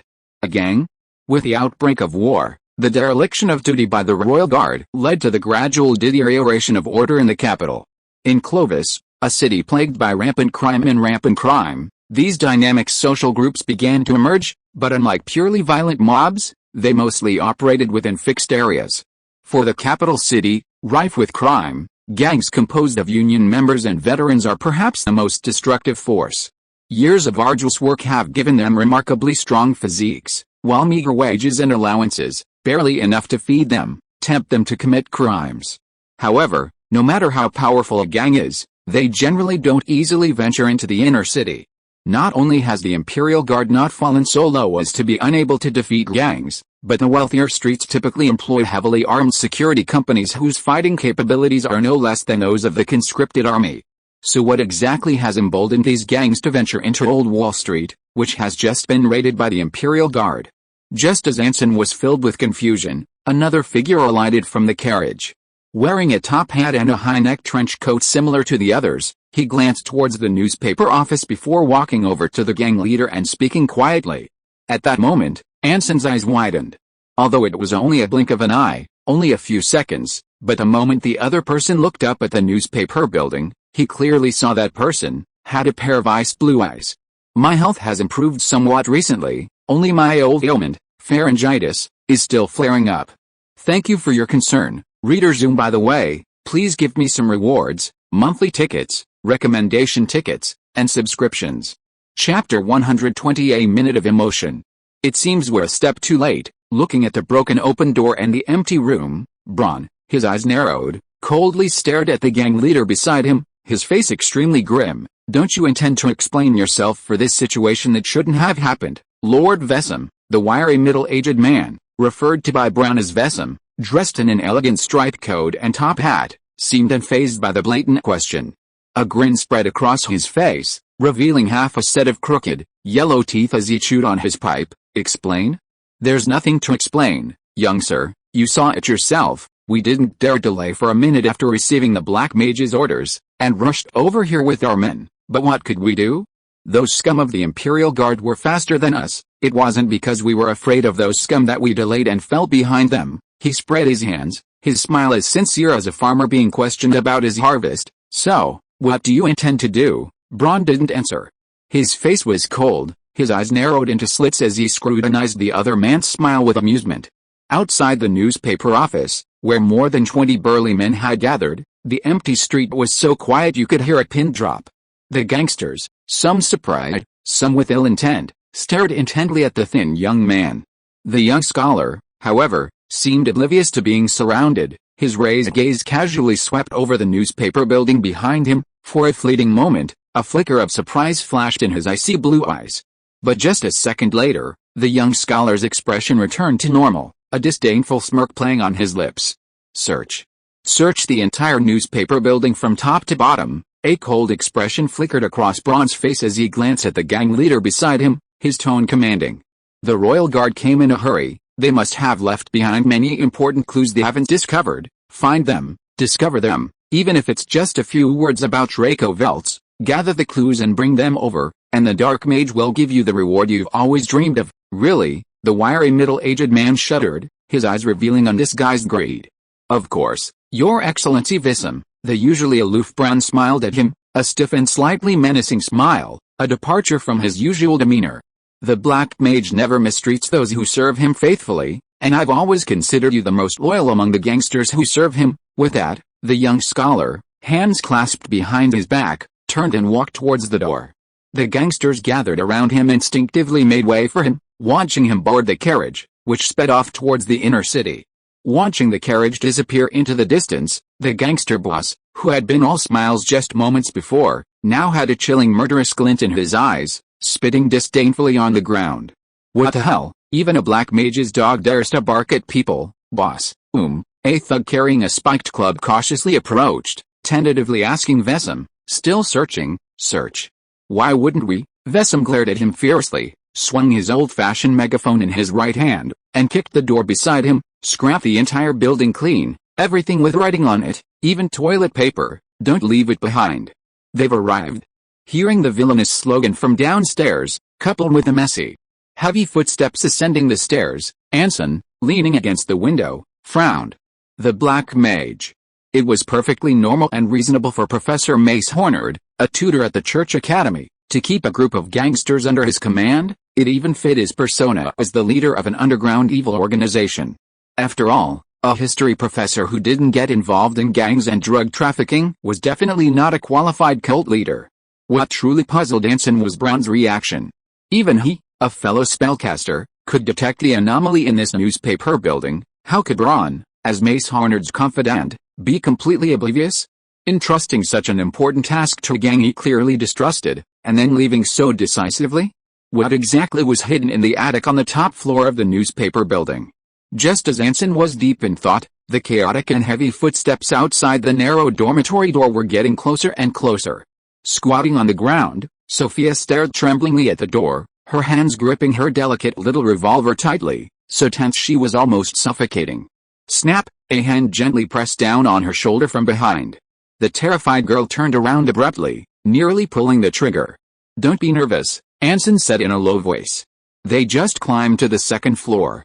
It'll take them a while to search this far inside. We're safe for now, safe, The pale-faced girl looked at him incredulously, gritting her teeth. You really can stay calm anytime, anywhere, Anson Bach. Yes, because being nervous won't help, Anson nodded, his matter-of-fact tone making the extremely tense Sophia want to shoot him. What should we do now? It's simple, we'll wait here, Anson smiled. Wait, Sophia's eyes widened. There are more than 20 of them, and they have guns, so, Anson asked, turning the question to her. There are only 2 of us, are you crazy, or are we all crazy? That question sounds familiar, but you seem to have misunderstood. Anson waved his hand, taking the revolver the girl was clutching tightly from her hand. It has nothing to do with how many people there are, because the 2 of us can't possibly beat dozens of armed gangsters, so just hide behind me and see when the opportunity arises to run away, huh? The girl's eyes widened, a look of disbelief flashing in her astonished gaze. Anson Bach, you're going to sacrifice yourself to cover my escape. At that moment, a flicker of emotion and shame crossed Sophia's eyes. The current crisis was entirely her fault for distrusting him, and now she was asking him to sacrifice himself. This was truly sacrifice? No, you've misunderstood again. Anson almost laughed out loud, pulling a pocket watch from his pocket, flipping open the cover, and glancing at it. 11:45, we should be almost there. Sophia looked at him, bewildered, not even having time to feel moved for a minute. What do you mean almost there? Anson didn't answer immediately. He twirled his gun, stood up, and walked to the dormitory door, raising his gun and aiming it at the top center of the door. Bang! The flimsy door was kicked open from the outside. Before the gangster thugs wielding spiked clubs could even celebrate their discovery, they saw a dark gun barrel pressed against their foreheads. Reinforcements are almost here. With a half smile, Anson casually pulled the trigger. There will be another chapter this afternoon. Chapter 121 Reinforcements. Bang! A deafening gunshot rang out in the narrow second-floor corridor. The gangsters, still reeling from the shock, turned in astonishment to watch as the man who had just pushed open the door exploded in a cloud of blood behind his head, collapsing stiffly into the corridor. Crimson blood and other fluids flowed onto the floor. A deathly silence lasted for a few seconds, then countless shouts and curses erupted in the corridor. An ambush, is that scum of the guards? Go. Kill him. Avenge our good brother, little Dick. Yes, make him pay. The only response was the roar of a revolver. The muzzle of a gun protruding from behind the door fired continuously into the corridor, the black lead bullets leaping and tearing at the walls, leaving indistinct after-images, dazzling sparks and blood flying everywhere, tearing flesh and shattering bones amidst agonizing screams. Amidst gunfire and screams, the gang thugs decisively abandoned their good brother lying on the ground, convulsing and spitting blood, cowering as if they had just been shouting. Anson, having emptied his magazine, pulled out his sidearm from his waist and tossed a revolver to Sophia, who was covering her ears and looking pale. You still have bullets, right? Load it. The girl, flustered and burned by the barrel, hurriedly caught her revolver and frantically loaded it, asking anxiously, Hey, didn't you just say there were reinforcements? Where are they? Almost there, Anson replied calmly, drawing his gun with his right hand and firing a shot at the second-floor stairwell entrance. The sparks from the explosion made one of the men who had peeked out retreat. While a 6-round revolver was indeed satisfying, Anson had been hastily dragged out by Sophia, and besides the magazine, he had only a few bullets left. Before reinforcements arrived, he would have to rely on this meager supply to hold out against the enemy for a while. Sophia, biting her lower lip, frantically loaded the revolver and silently handed it to Anson, her hands trembling uncontrollably. Don't be nervous, there's no point in being nervous, Anson reassured the panicked girl. Don't worry, it's all part of my plan. Bang! Before he could finish, a flash of light erupted on the wall, and shards of lead bullets rained down on the door. A deafening gunshot rang out from the direction of the stairwell entrance. The gangsters had opened fire. Horn guns, revolvers, old-fashioned smoothbore guns, muskets, all sorts of outdated, homemade firearms roared, countless lead bullets, pebbles, and debris shattered by gunpowder spraying into the narrow corridor.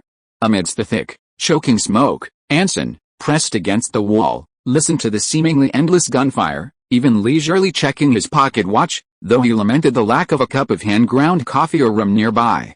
This is one of the advantages of a sorcerer, an excellent sense of distance and judgment. allowing him to clearly understand that the wall behind him could not be easily breached by lead bullets or the firearms resembling firecrackers held by the gangsters outside. At the same time, he didn't need to risk being shot by stray bullets like a scout hiding in a trench to observe, but could know the distance between himself and the enemy just by sound. But in the eyes of the unsuspecting Sophia, this was a completely different scene. Anson Bach, this guy seemed to know nothing of fear, even when surrounded by enemies. He could still leisurely feign composure, and she couldn't sense a trace of tension from him. This guy, what exactly is he?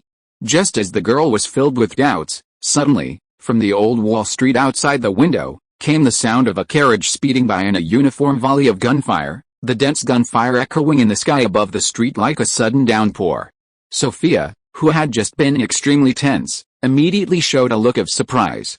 Such a synchronized volley of gunfire was definitely not something the gangsters could pull off. Reinforcements have arrived? Yes. Anson put away his pocket watch and looked at the girl with a light smile. The Royal Guard has arrived. The Royal Guard. The joy on the girl's face didn't last even a minute. She stared at Anson with a look of astonishment mixed with a somewhat ugly expression. Didn't they already search it once? Why are they back? It's simple. Because I'm here, Anson answered while taking the opportunity to retort to the gangsters at the other end of the corridor. Remember that time outside St. Isaac's Academy, Street? Isaac's Academy. Ah, Sophia suddenly realized. Because a certain novelist's whereabouts were still unknown, Anson Bach had become an important clue in the eyes of the Royal Guard. They were even crazy enough to ambush him at the Church Academy in their pursuit of him. Given this premise, it's easy to imagine what the High Command of the Imperial Guard thought when they had already searched the newspaper office and discovered that their biggest lead had led to Old Wall Street. Even if it was just a misunderstanding, they wouldn't let go of this 1 in 10,000 possibility. These people were already hysterical in their pursuit of Draco Veltz, so mobilizing an entire army for such a slim chance wasn't surprising at all.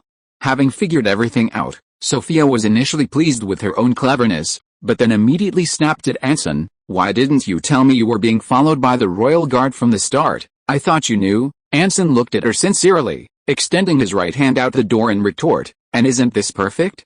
If I had shaken them off from the beginning, we wouldn't have had any reinforcements now. I told you, everything was part of my plan. What kind of plan is this? What clues would be left if the Royal Guard searched again? The most important thing now is to survive. Survival is the top priority. Anyway, you didn't find any clues, did you? You suffered no loss. That's because of some bastard who disrupted my plan. Otherwise I would have found them long ago. Excuse my bluntness, Miss Sophia. All of this is just wishful thinking on your part. Say that again. Just as the two were still arguing, the Royal Guard outside the newspaper building had already assembled, and amidst the urgent bugle calls, they lined up in 3 neat rows. Guards, fire. Advance. Without warning, without threat, the officer brandishing his longsword issued a death order without warning. In the thick smoke, volleys of bullets swept across the newspaper office lobby. The gangsters' meager firepower was almost completely wiped out in the first volley, followed by relentless barrages of fire. With a rhythmic thud of military boots, the guards, maintaining 3 volleys of fire, steadily advanced towards the newspaper office gate. Gangsters who couldn't dodge or try to escape fell one after another. Have you complained enough, my lady Sophia? Hearing the increasingly intense gunfire downstairs, Anson stood up and handed the revolver back to the girl. Take this and follow us carefully, just like we agreed in the beginning. What are you going to do? Run away? Of course. Anson shrugged and kicked open the door, shattered by lead bullets. Otherwise, do you want tomorrow's headline to be High Priestess's daughter trapped in gangster's den? Dedicated guards actively rescue her. By the way, would you prefer 2 2,000-word chapters a day, or 1 long 4,000-word chapter? Chapter 122. I'm sorry. I say, can anyone tell me what the hell is going on? Amidst the thick smoke obscuring figures, Wissam, hiding behind 2 corpses and a shattered door as cover, shouted, his right hand firing a flintlock shotgun towards the door.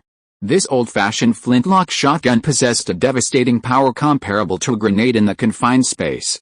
Dozens of lead pellets spewed from the outward expanding muzzle, raining down across the hall. 4 or 5 more shotguns fired in rotation from different directions, shattering sparks against the walls and floor.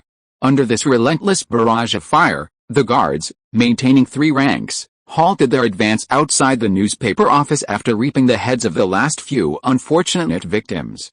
The soldiers began firing freely into the hall. Lead pellets flew in all directions amidst the billowing smoke, the dense firepower enough to turn a living person into a sieve, creating a very brief and fragile balance of terror between the attackers and defenders. The attack was brief because neither side had enough ammunition to last a day. It was vulnerable because the guards never intended to breach it from the start. Buildings like the one housing the newspaper office were designed with two facades to save costs, with a load-bearing wall dividing the center, effectively making one building function as two. Conversely, unless the gang possessed artillery or weapons capable of breaching walls, they were doomed if trapped inside by the guards.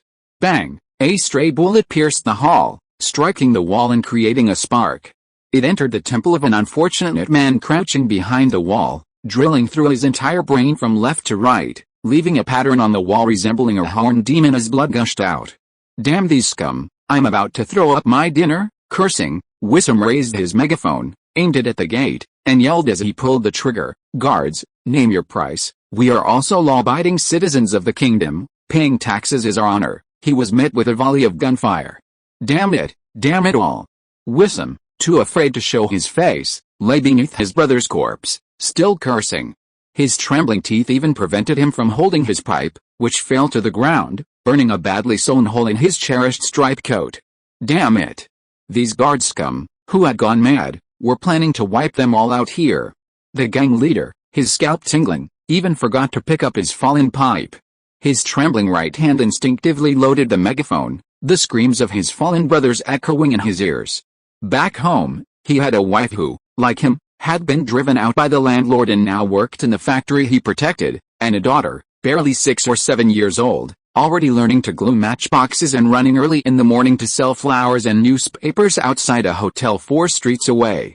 He had only been in the city, which the country folk called heaven, for 4 or 5 years. He had only just moved from a shack full of mud and stinking ditches to a cheap apartment. He had only just earned enough money to rent an apartment near Old Wall Street. He had only just learned that there were tens of thousands of people in the city living the good life he had never dared to dream of before. He didn't want to die. Clang! Just then, a barely audible sound came from his striped jacket, which had been burned through. It was an exquisite transparent glass bottle. The sterling silver ferrule at the mouth engraved with intricate patterns, and a dark red primordial rune at the top of the cork. A dark green, translucent liquid sat still in the bottle, shimmering with a faint light. The moment he saw it, the panicked expression on Wessam's face froze, his trembling pupils, flashing with an unusual light, reflected a figure wearing a monocle and a tall, thin hat. A black mage, in the middle of Old Wall Street, a guard officer with a faint, insincere smile stood with his hands behind his back, warily watching the 3 people who had suddenly appeared. "Excuse me, but I don't understand what you're talking about." "You don't need to understand, Your Excellency." The leader of the 3 stepped forward. He was a middle-aged man of average height, wearing a tricorn hat uncommon in the kingdom of Clovis and a black leather overcoat, half his face hidden in the shadows beneath his high collar. "In fact, you don't need to know anything.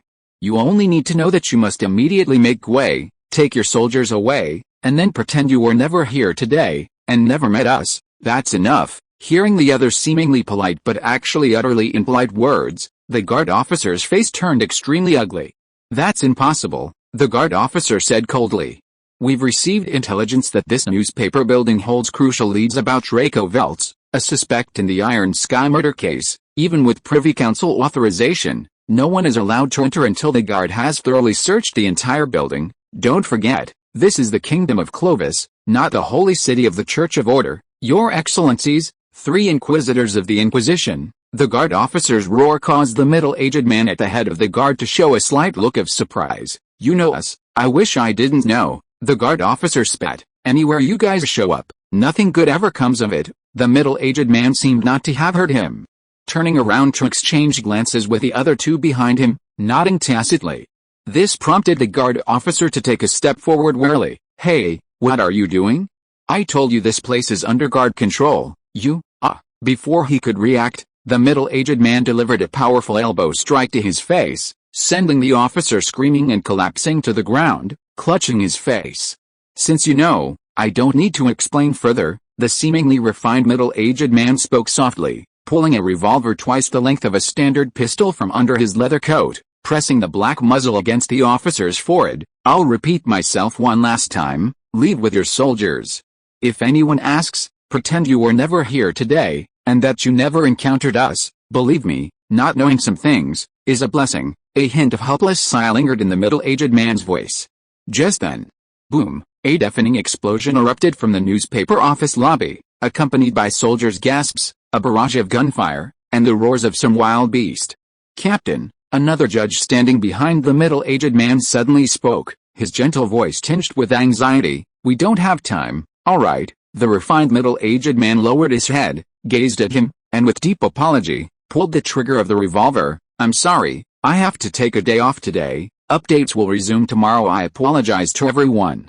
If you are listening to this novel on a channel other than Fanfic World, it means it was downloaded and re-uploaded without effort. We warmly invite you to visit our channel, Fanfic World. There you will find the original version of this story and many other novels of various genres. We look forward to seeing you dive into a world of incredible novels. Chapter 123, Death Horn. Something seemed amiss. Anson, hiding behind the half-open door and constantly glancing at the stairwell entrance behind him, became wary. From the beginning, only intermittent gunfire could be heard in the newspaper office lobby downstairs. The guards had held the main entrance firmly, showing no sign of attempting to break through or storm in. This was not surprising at all. In fact, the guard's officer in command deserved praise for his experience. He was adept at suppressing unorganized rioters and carrying out one-sided massacres. According to the standard script, rioters unable to withstand the guard's firepower would attempt to negotiate, surrender, scatter in disarray, or willingly commit suicide, only to be riddled with bullets and volleys. The survivors would retreat into the stairwells for a final, futile resistance, which the guards would then clear out floor by floor, crushing the remaining rats one by one like cleaning a sanitation. Anson's perfect plan was to take advantage of the time between the gangsters' escape and the guards clearing out, using the rooms between floors to avoid both groups and sneak away from the building with Sophie as quietly as possible. Originally, it was supposed to be like this. "What are you waiting for?" The girl hiding behind him suddenly spoke, her voice trembling with tension. "Is there a problem?" Something like that, a little mishap." Anson scratched his head awkwardly, chuckling as he held up two fingers to the girl with his right hand. "I have good news and bad news. Which do you want to hear first?" Sophie, her face pale, widened her eyes and answered without hesitation, "The bad news." "Let's start with the good news." Anson paused, then smiled and said, "It seems we should be safe now." "Then the bad news is that the guards have taken control of the newspaper office, and we're about to become their prisoners," Sophie asked anxiously. Congratulations on learning to answer first." Anson smiled awkwardly, giving a thumbs up with his right hand. "What should we do now?" The moment she received a positive answer, the girl's already pale face turned even wider from blood loss. Terrified, she even imagined tomorrow's front-page headlines: "The Archbishop's daughter trapped in gangster case, dedicated guards actively rescue her." Shocking. Why is a rich girl in a place like this? The truth about France's daughter and the old Wall Street gang. You'll regret not reading.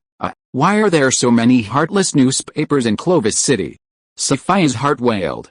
She couldn't imagine what would happen to her if her father, Luther France, found out. "Let's go to the attic on the top floor." After a moment's hesitation, Anson made a decision. The guards came in a hurry this time. They won't thoroughly search the entire newspaper building, but what if? The girl was still uneasy. "Then I'll distract them, and you can escape," Anson reassured her.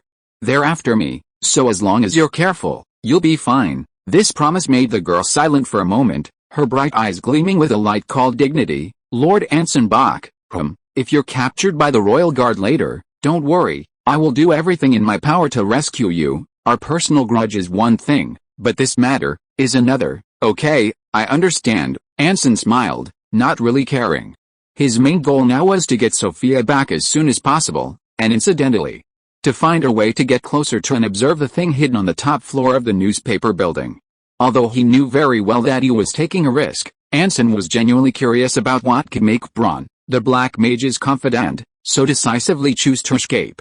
The two tiptoed away cautiously, pushing open the door and heading towards the staircase at the other end of the corridor. The design of this newspaper building was quite bizarre. The stairwells for the first and second floors were separate from those for the third and fourth floors, connected by a narrow corridor.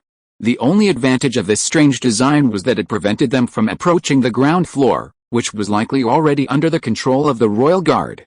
Moving along the corridor towards the stairwell, Anson led the way while speculating about the royal guard's purpose. It was undoubtedly because of the iron sky and the 2 incidents at St. Isaac's Academy. The guards, who had been slapped repeatedly, were unwilling to let him off so easily, but this was only a facade. Anson, the core of the problem was still Draco Veltz. The secrets surrounding this talkative novelist seemed to far exceed his imagination, and perhaps his encounter with him was never a coincidence from the beginning. Anson, if Miller Veltz's death was not an accident from the start, then what reason could have made the guard so terrified of such a novelist? Anson, Startled awake, Anson turned his head and saw the pale-faced girl suddenly clutching his sleeve tightly. What's wrong? The next second, the answer was revealed. Sophia, trembling all over, froze on the spot, her pale face filled with terror. A figure lying in a pool of blood, twitching like a broken puppet, was slowly rising from behind her. Bang! Bang! Bang! Without a moment's hesitation, the astonished Anson grabbed the girl behind him, kicked the suddenly appearing figure to the ground, and fired 3 more shots. The gushing gunfire blasted a bloody hole in the chest, and the convulsing corpse finally stopped struggling. What is that? The girl hiding behind Anson asked, her voice trembling uncontrollably.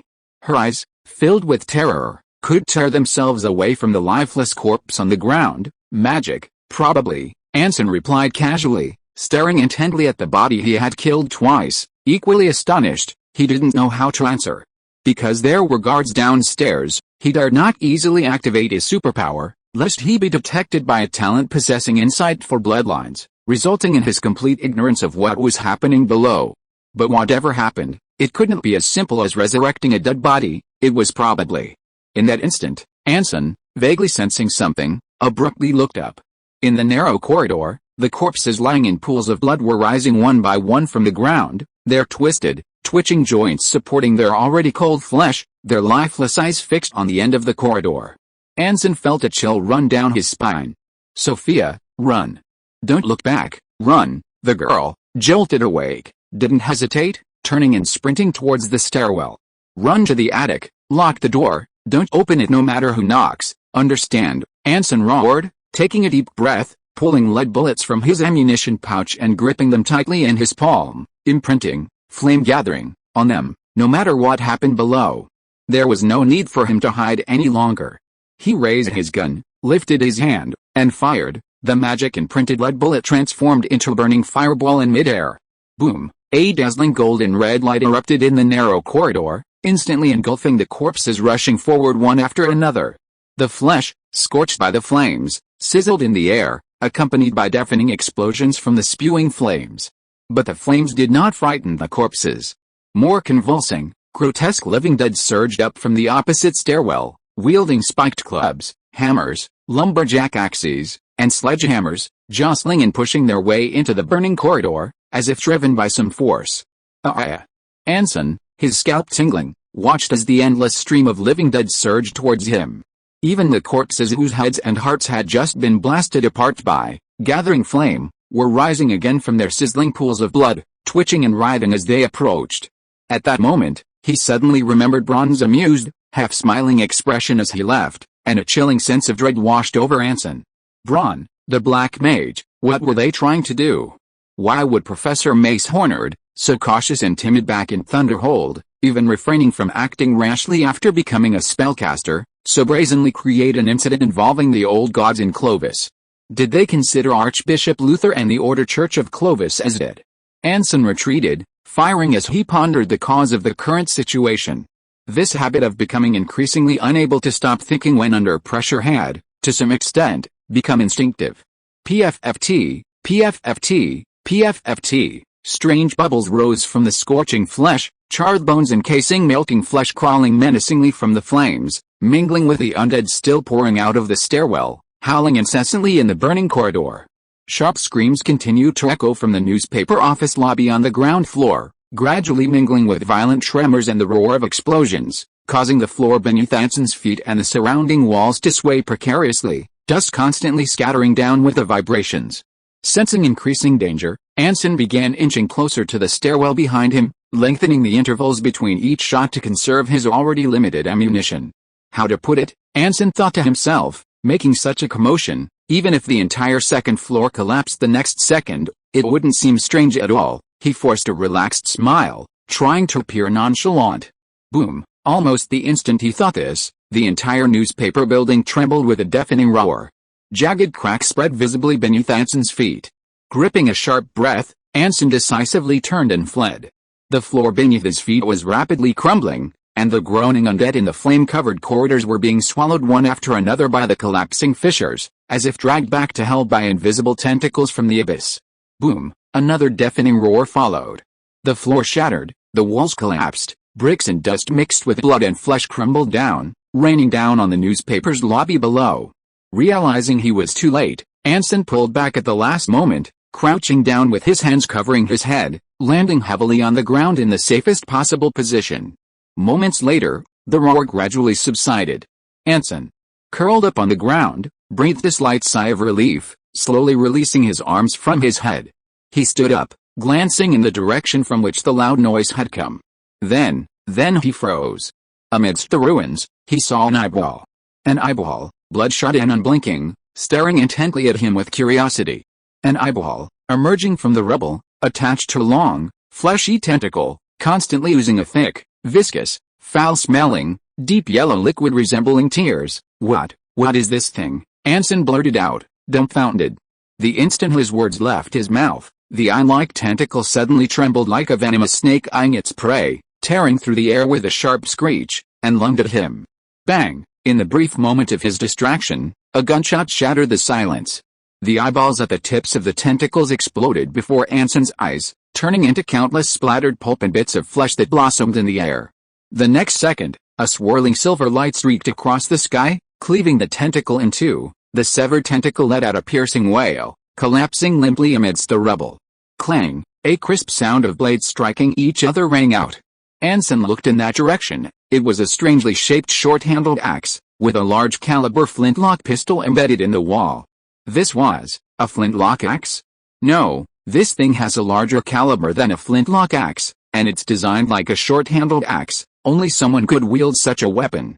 In the 55th year of the Saint's calendar, a spellcaster pursued by the Inquisition fled to the outskirts of Clovis. A gentle voice came from behind Anson, carrying a helpless sigh, knowing he had nowhere to escape, yet unwilling to face permanent imprisonment. On the verge of despair and fear, he prayed to the false god he worshipped, the Fate Master on Euron, praying for freedom. He succeeded. That spellcaster poured all his magic into a bottle of water, using the power granted to him by the false god to distort reality, at the cost of completely losing his magic, turning the water into a potion capable of erasing the meaning of death before the potion's effects completely wore off. All the places affected lost the concept of death, becoming beings that could never die. Anson turned to look in the direction the voice came from, a middle-aged man wearing a tricorn hat and a black leather overcoat, his right hand still poised to throw a throwing axe, spoke in a low voice with tightly pursed lips. Therefore, in the 55th year of the Saint's calendar, all the Inquisitors who survived that pursuit gave this potion a special name, Deathhorn. Chapter 124 Your sins have all been atoned for. The old gods. Even after 1,000 years, these ancient and evil beliefs still torment this world, defiling it with their unique malice, forcing the most vulnerable souls to face the most hysterical madness. Wissam, an ordinary bankrupt farmer, a textile factory worker, a good husband and a less than ideal father, encountered an irresistible temptation in the darkest, most desperate moment of his life. Just like every pathetic fallen one, they weren't unaware that it was poison candy. They knew they were on a path of no return. Each of them clung to a sliver of hope, believing they would be the lucky one, because before the moment of utter destruction, falling into depravity is a tempting and pleasurable thing. Anson remained silent, watching the middle-aged man bow his head before the ruins, muttering to himself in a low, dejected tone, his slightly narrowed eyes scanning him up and down. A slightly slender tricorn hat, simple metal armor hidden beneath a leather coat, and an exaggeratedly long revolver hanging by his right hand beside his thigh. In the memories of former Anson, only a specific organization and group of people would wear such attire and wield weapons beyond the capabilities of ordinary people. The Church of Order, the Inquisitors of the Inquisition. The Second Council of Public Order in the 47th year of the saintly calendar relinquished the Church of Order's right to interfere in secular affairs, but retained absolute control over religious matters. The Inquisition was the highest manifestation of this power. This was a group of insiders that even the fanatics of the Ring of Order would absolutely dislike. They were hunters, executioners, a group of church law enforcement officers who would stop at nothing to eliminate anything that did not conform to the beliefs of the Ring of Order, possessing independent judicial power. Well, basically, the group of people Anson least wanted to face. If the Knights of Judgment still needed evidence, and the priests of the Church of Order still needed to refer to the law when arresting people, the inquisitors of the Inquisition only needed a single word of suspicion. Anson, struggling to calm his breathing, stood up from the ground, warily eyeing the inquisitor who seemed oblivious to his mutterings. He deliberately feigned a slightly panicked expression. Excuse me, 5 minutes. The middle-aged man suddenly raised his hand to interrupt Anson, his free left hand pulling a metallic pocket watch from his coat. 5 minutes until the Death Horn potion's 40-minute effect ends. Before that, the mutated Vesum who took the potion, and the infected caused by the potion's airborne spread, including the corpses, can be harmed, but cannot be truly killed. My companions and the Royal Guard have sealed off the area. All that remains is to stall for these last 5 minutes, then deliver the final, fatal blow. Also, although I don't know who you are, please try your best to survive. The middle-aged man sighed again, slowly glancing sideways at Anson, his right hand pointing behind him. And another piece of advice, if there's more fighting to come, you might need this. Following the direction the other person pointed, Anson turned his head and looked at the flintlock axe embedded in the wall, its entire blade buried deep within. After hesitating for a moment, Anson forced a smile and gestured to the revolver in his right hand. Thank you. But I'm still more confident in my marksmanship. Well, mainly because asking can you help me pull it out, at this moment was really inappropriate. The middle-aged man nodded slightly, offering no insistence, and quietly watched his pocket watch as he waited. Boom! As the two were talking, a loud explosion suddenly came from the ruins in front of them, the collapsed rubble instantly crumbling, accompanied by the shockwave that blasted outwards. A figure emerged from the dispersing smoke. Slowly lowering his raised arm, Anson's wide eyes revealed a fleeting look of astonishment. Despite appearing utterly dead, there was still a glimmer of life. Almost immediately upon seeing the figure, Anson thought of a certain Imperial Knight wielding a tearing greatsword, also craving fresh flesh and blood. The next second, accompanied by an open mouth and a continuous flow of blood, a piercing scream exploded from Wissam's throat. Bang! Gunfire erupted, and the middle-aged man was thrown back by a tremendous force, crashing straight into the wall behind him, shattering the old, cheap structure. Wissam, sprawled on the ground, convulsed, his mangled body writhing, his remaining eye glaring viciously at the man pinned against the wall, his mouth gushing blood as he continued to wail. Why do you have to kill me? What did I do wrong? What did we do wrong? The heart-wrenching roar seemed like a clarion call, and the undead scattered throughout the hall pounced on the man pinned to the wall like madmen. Bang! Anson, having blown the head off the nearest undead with a single shot, drew a bayonet from his sleeve and charged forward. Although he didn't know this middle-aged man at all, and had no liking for the Inquisition, which might arrest him dead or alive like the guards, he couldn't just stand by and watch this Inquisitor, who might be the only one who knew how to kill Wissam, be eaten by the undead. The guards were outside, and the Archbishop's daughter was in the attic on the ground floor. No matter how things turned out, fighting alongside this middle-aged man was the best option for now. The roar of revolvers echoed again in the empty newspaper office hall as Anson, constantly pulling the trigger, called out the undead approaching the middle-aged man one by one. Sensing danger, the undead immediately turned, growling as they charged towards the figure spitting gunfire. We just want to live. We just want to live in this city, like everyone else. We have nothing left. Why can't we even have the right to live? Watching the hordes of undead surge towards him, Anson's scalp tingled, and Vissam's resentful cries echoed in his ears once more. His right hand reached for the ammunition pouch behind his waist. The empty pouch contained only a round, cylindrical object. The next second, a dark figure trailing thick white smoke was thrown from Anson's left hand. Boom! The explosive flames instantly illuminated the entire newspaper office lobby. The undead, enveloped in flames and heat, screamed agonizingly as they continued their relentless charge towards Anson from the inferno. At that very moment, thud, the sound of flesh and bone tearing rang in Anson's ears. A middle-aged man wielding a flintlock axe appeared before him, the cold blade cleaving the undead in two. Well done, the middle-aged man shouted, raising his ridiculously large revolver against the surging inferno.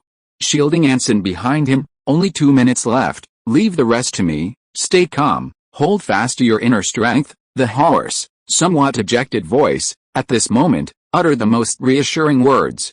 In that instant, watching the other's retreating figure, Anson suddenly felt a surge of admiration, even though he was absolutely certain he could dodge the undead who had just burst out of the inferno. The other could easily abandon him and rush straight for their target. However, this admiration lasted only a second. "And, try not to get hurt, huh?" This inexplicable reminder startled Anson. While he was still confused, the middle-aged man directly revealed the answer. The potion Death Horn can be transmitted through bodily fluids and droplets, and there's a 1 in 10 chance it will cause infection. If an ordinary person hasn't taken antibodies beforehand, the chance of their body mutating after infection is 100%. Shouldn't this have been mentioned from the beginning? Suppressing the urge to stab him in the back, Anson, his face darkening, immediately shouted, "I understand." As if receiving a signal, the middle-aged man, brandishing his flintlock axe, charged into the inferno. His right hand, spitting flames from his revolver, tore through flesh and blood in his path, carving a bloody path through the wailing flames. Clang! A dull metallic clang rang out as the flintlock axe struck the trumpet gun in Wissam's left hand. His twisted left arm gripped the gun handle in a posture no human could possibly manage, his eyes glaring defiantly at the middle-aged man. "Why?" Wissam screamed. "What reason do you have to kill me? Everything I've done is to live." "I haven't killed anyone." The indifferent middle-aged man still didn't answer his question, his left hand, still gripping the axe handle, pulling the trigger. Bang! Shattered bullets erupted from the muzzle, slamming into the center of Wissam's chest along with a muzzle flash. In the instant blood splattered, his remaining heart and the last vestiges of flesh were torn to pieces by the storm of dozens of light bullets. His battered spine groaned with each impact, the surging blood choked Wissam's screams.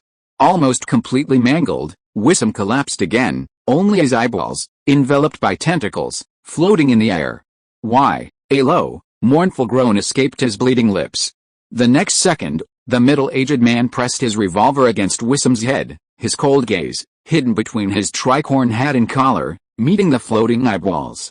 "Spare me, I can tell you many things." Trembling eyes seemed to suddenly realize something, and began to plead with the middle-aged man. "I can tell you the whereabouts of the Black Mage, and the places we often meet. I've seen his true face, I know which gangs he controls, I know." "Wissam," the middle-aged man interrupted the other's pleas without warning, his sigh cutting off the plea. "You were an ordinary bankrupt farmer, a porter in a textile factory, a good husband and a less than ideal father, a gang leader who compromised with life. On the verge of despair, you chose a path of no return, placing your hopes on the illusory promises of the evil old gods, becoming a pawn used by them, and suffering an inevitable end from the beginning. I, Lawrence Barthold, in the name of the Inquisition and with the authority granted to me by the Ring of Order, hereby declare. Your fall ends here." As the words fell, gazing into the pleading eyes, the middle-aged man solemnly pulled the trigger. Bang! The scalding lead bullet pierced Wissam's skull, shattering the skull, which was now filled with scalp and flesh, and gushing out a mixture of milky blood from the muzzle. This time, Wissam, riddled with wounds, did not rise again. Anson, standing behind, silently watched the middle-aged man's retreating figure, still muttering to himself, "Your sins have all been atoned for." Chapter 125 The Invitation to the Trial Chamber.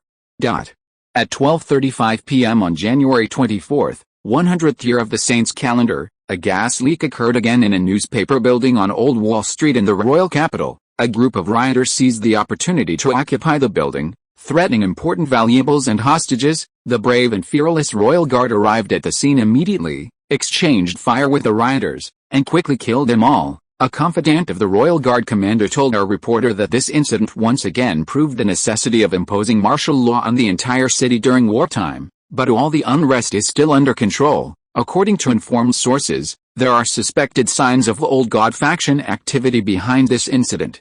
To prevent evil heretics from harming our faith, the Church of Order has publicly announced its intervention and advised devout believers to be vigilant about suspicious persons in the vicinity, and to report any discoveries immediately. If you are still interested in the follow-up developments of this incident, please actively subscribe to the Clove Truth newspaper. This newspaper has a series of promotional activities recently. Please refer to the details. Bang! With a muffled sound, Anson slammed the newspaper in his hand onto the table. So, this whole thing was just, a misunderstanding. Under the dim kerosene lamplight, Anson coughed softly, looking at the man and woman sitting opposite him, and asked with a slightly hesitant tone. As soon as he finished speaking, an awkward atmosphere suddenly filled the oppressive environment of the enclosed, dark room. Oh, basically, it's like this. The young man on the left rubbed his hands together, looking at Anson with a nonchalant chuckle.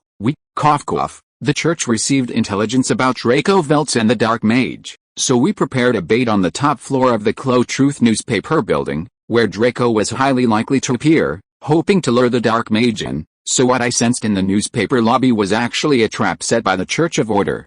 Anson thought to himself, then casually asked, so, what was that bait? Oh, you mean that? The young inquisitor chuckled, narrowing his eyes. That's a secret. Anson's lips twitched.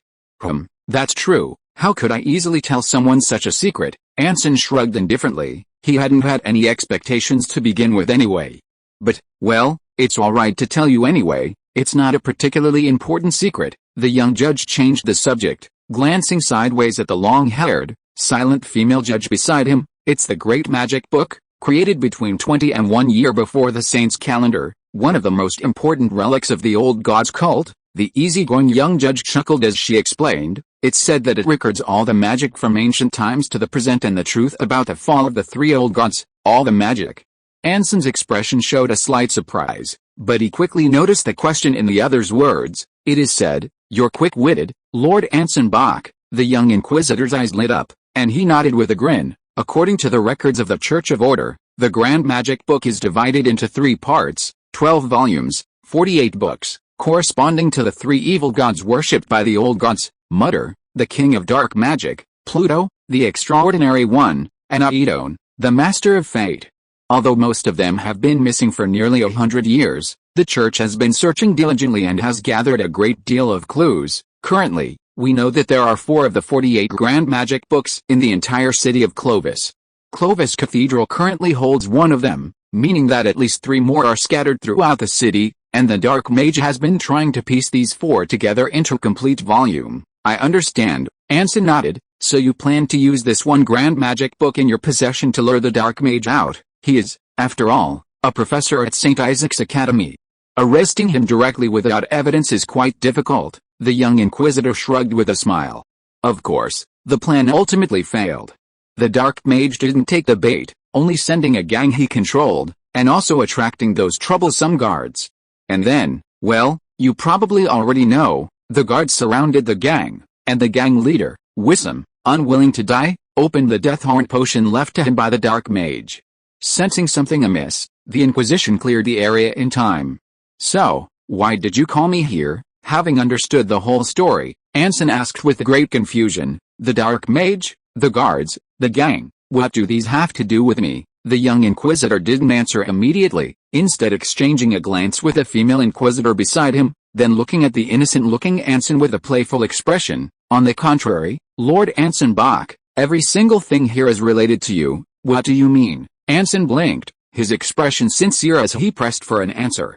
The Dark Mage, the Royal Guard, the Mafia. The young inquisitor's smile faded slightly. Under the dim gaslight, he held up 3 fingers with his right hand. Without the information you provided, it would have taken us much longer to discover the Dark Mage's true identity, and this operation would have been impossible. The Royal Guard was at the newspaper building because of the clues you had about Draco Veltz. As for the Mafia, you seem innocent in this matter, but considering your relationship with Mace Hornard, that is, the Dark Mage, there seems to be some indirect connection. Lord Anson Bach, forgive my bluntness, but perhaps you yourself haven't realized it. The young inquisitor's lips curled slightly. When you boarded the Steel Sky train and stepped onto the platform of the Central West Station in the capital, you became one of the core members of this storm, playing a very important role. As the law enforcement organization of the Church of Order, the Inquisition cannot ignore your existence. Understood? After a moment of silence, Anson sighed and quickly regained his composure, looking at the other party with a serious expression. What do you need me to do? Although he wanted to avoid it, this situation was somewhat expected. After all, the other party was the Church of Order, and they wouldn't so easily lower their guard against someone suspected of being a member of the old gods. Ahem. The young inquisitor cleared his throat, placed his hands on the table, and approached with an overly ingratiating smile. Your Excellency Anson Bach, may I ask, are you not interested in the Inquisition, huh? Anson was completely stunned, staring dumbfounded at the young inquisitor. Oh, didn't you hear me? Let me repeat, are you interested in? No. I heard you clearly. Anson quickly raised his hand to interrupt, looking at the young inquisitor, who was eager to repeat himself, with a bewildered expression. You want me to join the Inquisition? Anson was so shocked that he couldn't speak, and he simply didn't know how to describe his feelings at this moment. What should a rookie spellcaster from a heretical evil organization do when he receives an invitation to join the church's strongest law enforcement group? You seem surprised, but it's not hard to understand, the young inquisitor shrugged and chuckled. But you misunderstand. We're not asking you to join the Inquisition. That requires a very strict faith vetting and a mountain of paperwork. I mean, we hope you'll consider cooperating with us. Cooperate? Anson raised an eyebrow. How? The specifics will be discussed after you agree. I can't tell you now, but I can give you a general direction, the young inquisitor smiled. As far as I know, your Storm Legion is still recruiting officers, right? Anson nodded. It wasn't exactly a secret. When recruitment officially begins, we hope you can reserve 3 spots for us. The inquisitor chuckled and gestured with his right hand towards Anson. Don't worry, it doesn't have to be an important position, and we won't interfere with your command. As long as it allows us to act freely most of the time, that's fine. Just like that, anything is fine, Anson asked, somewhat puzzled. He could roughly guess that the other party intended to monitor him in this way, but he originally thought that the other party would force him to take on a position such as adjutant or captain of the guard. He did not expect that the other party would be so easy to talk to, which was completely different from the stereotype in the memory of former Anson. Noticing the change in Anson's expression, the young inquisitor chuckled softly, a self-deprecating smile playing on his lips. Yes, I understand your confusion. Indeed, the Inquisition may have a reputation, but it's certainly not a good one. All the tabloid stories and legends about us are probably unrelated to being approachable. For example, I once read one in the Clovey Truth newspaper, saying that the happiest moment for a follower of the Ring of Order was when an inquisitor knocked on his door in the middle of the night and asked, "Does Hans live here?" And he could happily answer, "No, he lives next door." Haha, sorry, it's alright, we're used to it.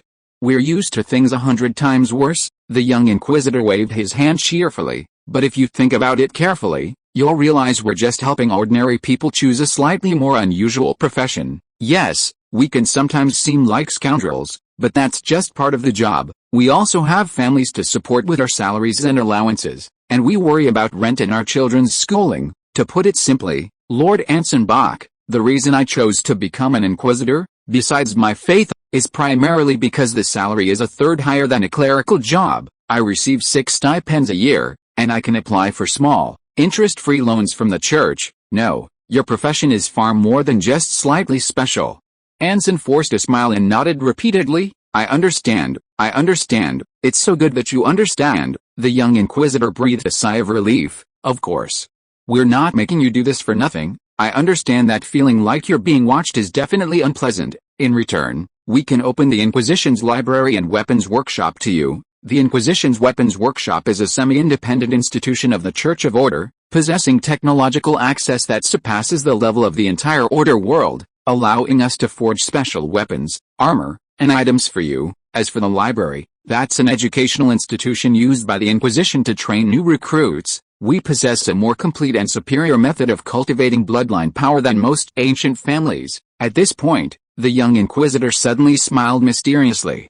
Even if you want to become a spellcaster, that's not impossible, huh? Anson was stunned again. You mean, that's right. Contrary to what many people imagine, we don't exclude spellcasters. The young inquisitor nodded matter-of-factly. Of course, to prevent inquisitors from being corrupted by heretical beliefs due to the power of magic, any spellcaster registered with the Inquisition must be monitored by 2 or more inquisitors, and their every move must be reported upwards. Therefore, there aren't many inquisitors willing to become spellcasters. If you really intend to do this, I suggest you prepare yourself mentally beforehand, the young inquisitor cautiously reminded him. I understand, Anson nodded solemnly. This was an unexpected bonus. Although Anson didn't intend to gain more knowledge about cursed magic from the Inquisition, It at least gave him a second option besides dark magic. More importantly, if he were to be exposed one day, he could avoid being put on a steam valve by accepting the Inquisition's surveillance. Very well, coincidentally, I've said everything I needed to say, the young judge chuckled, taking a somewhat ornate blue pocket watch from his pocket.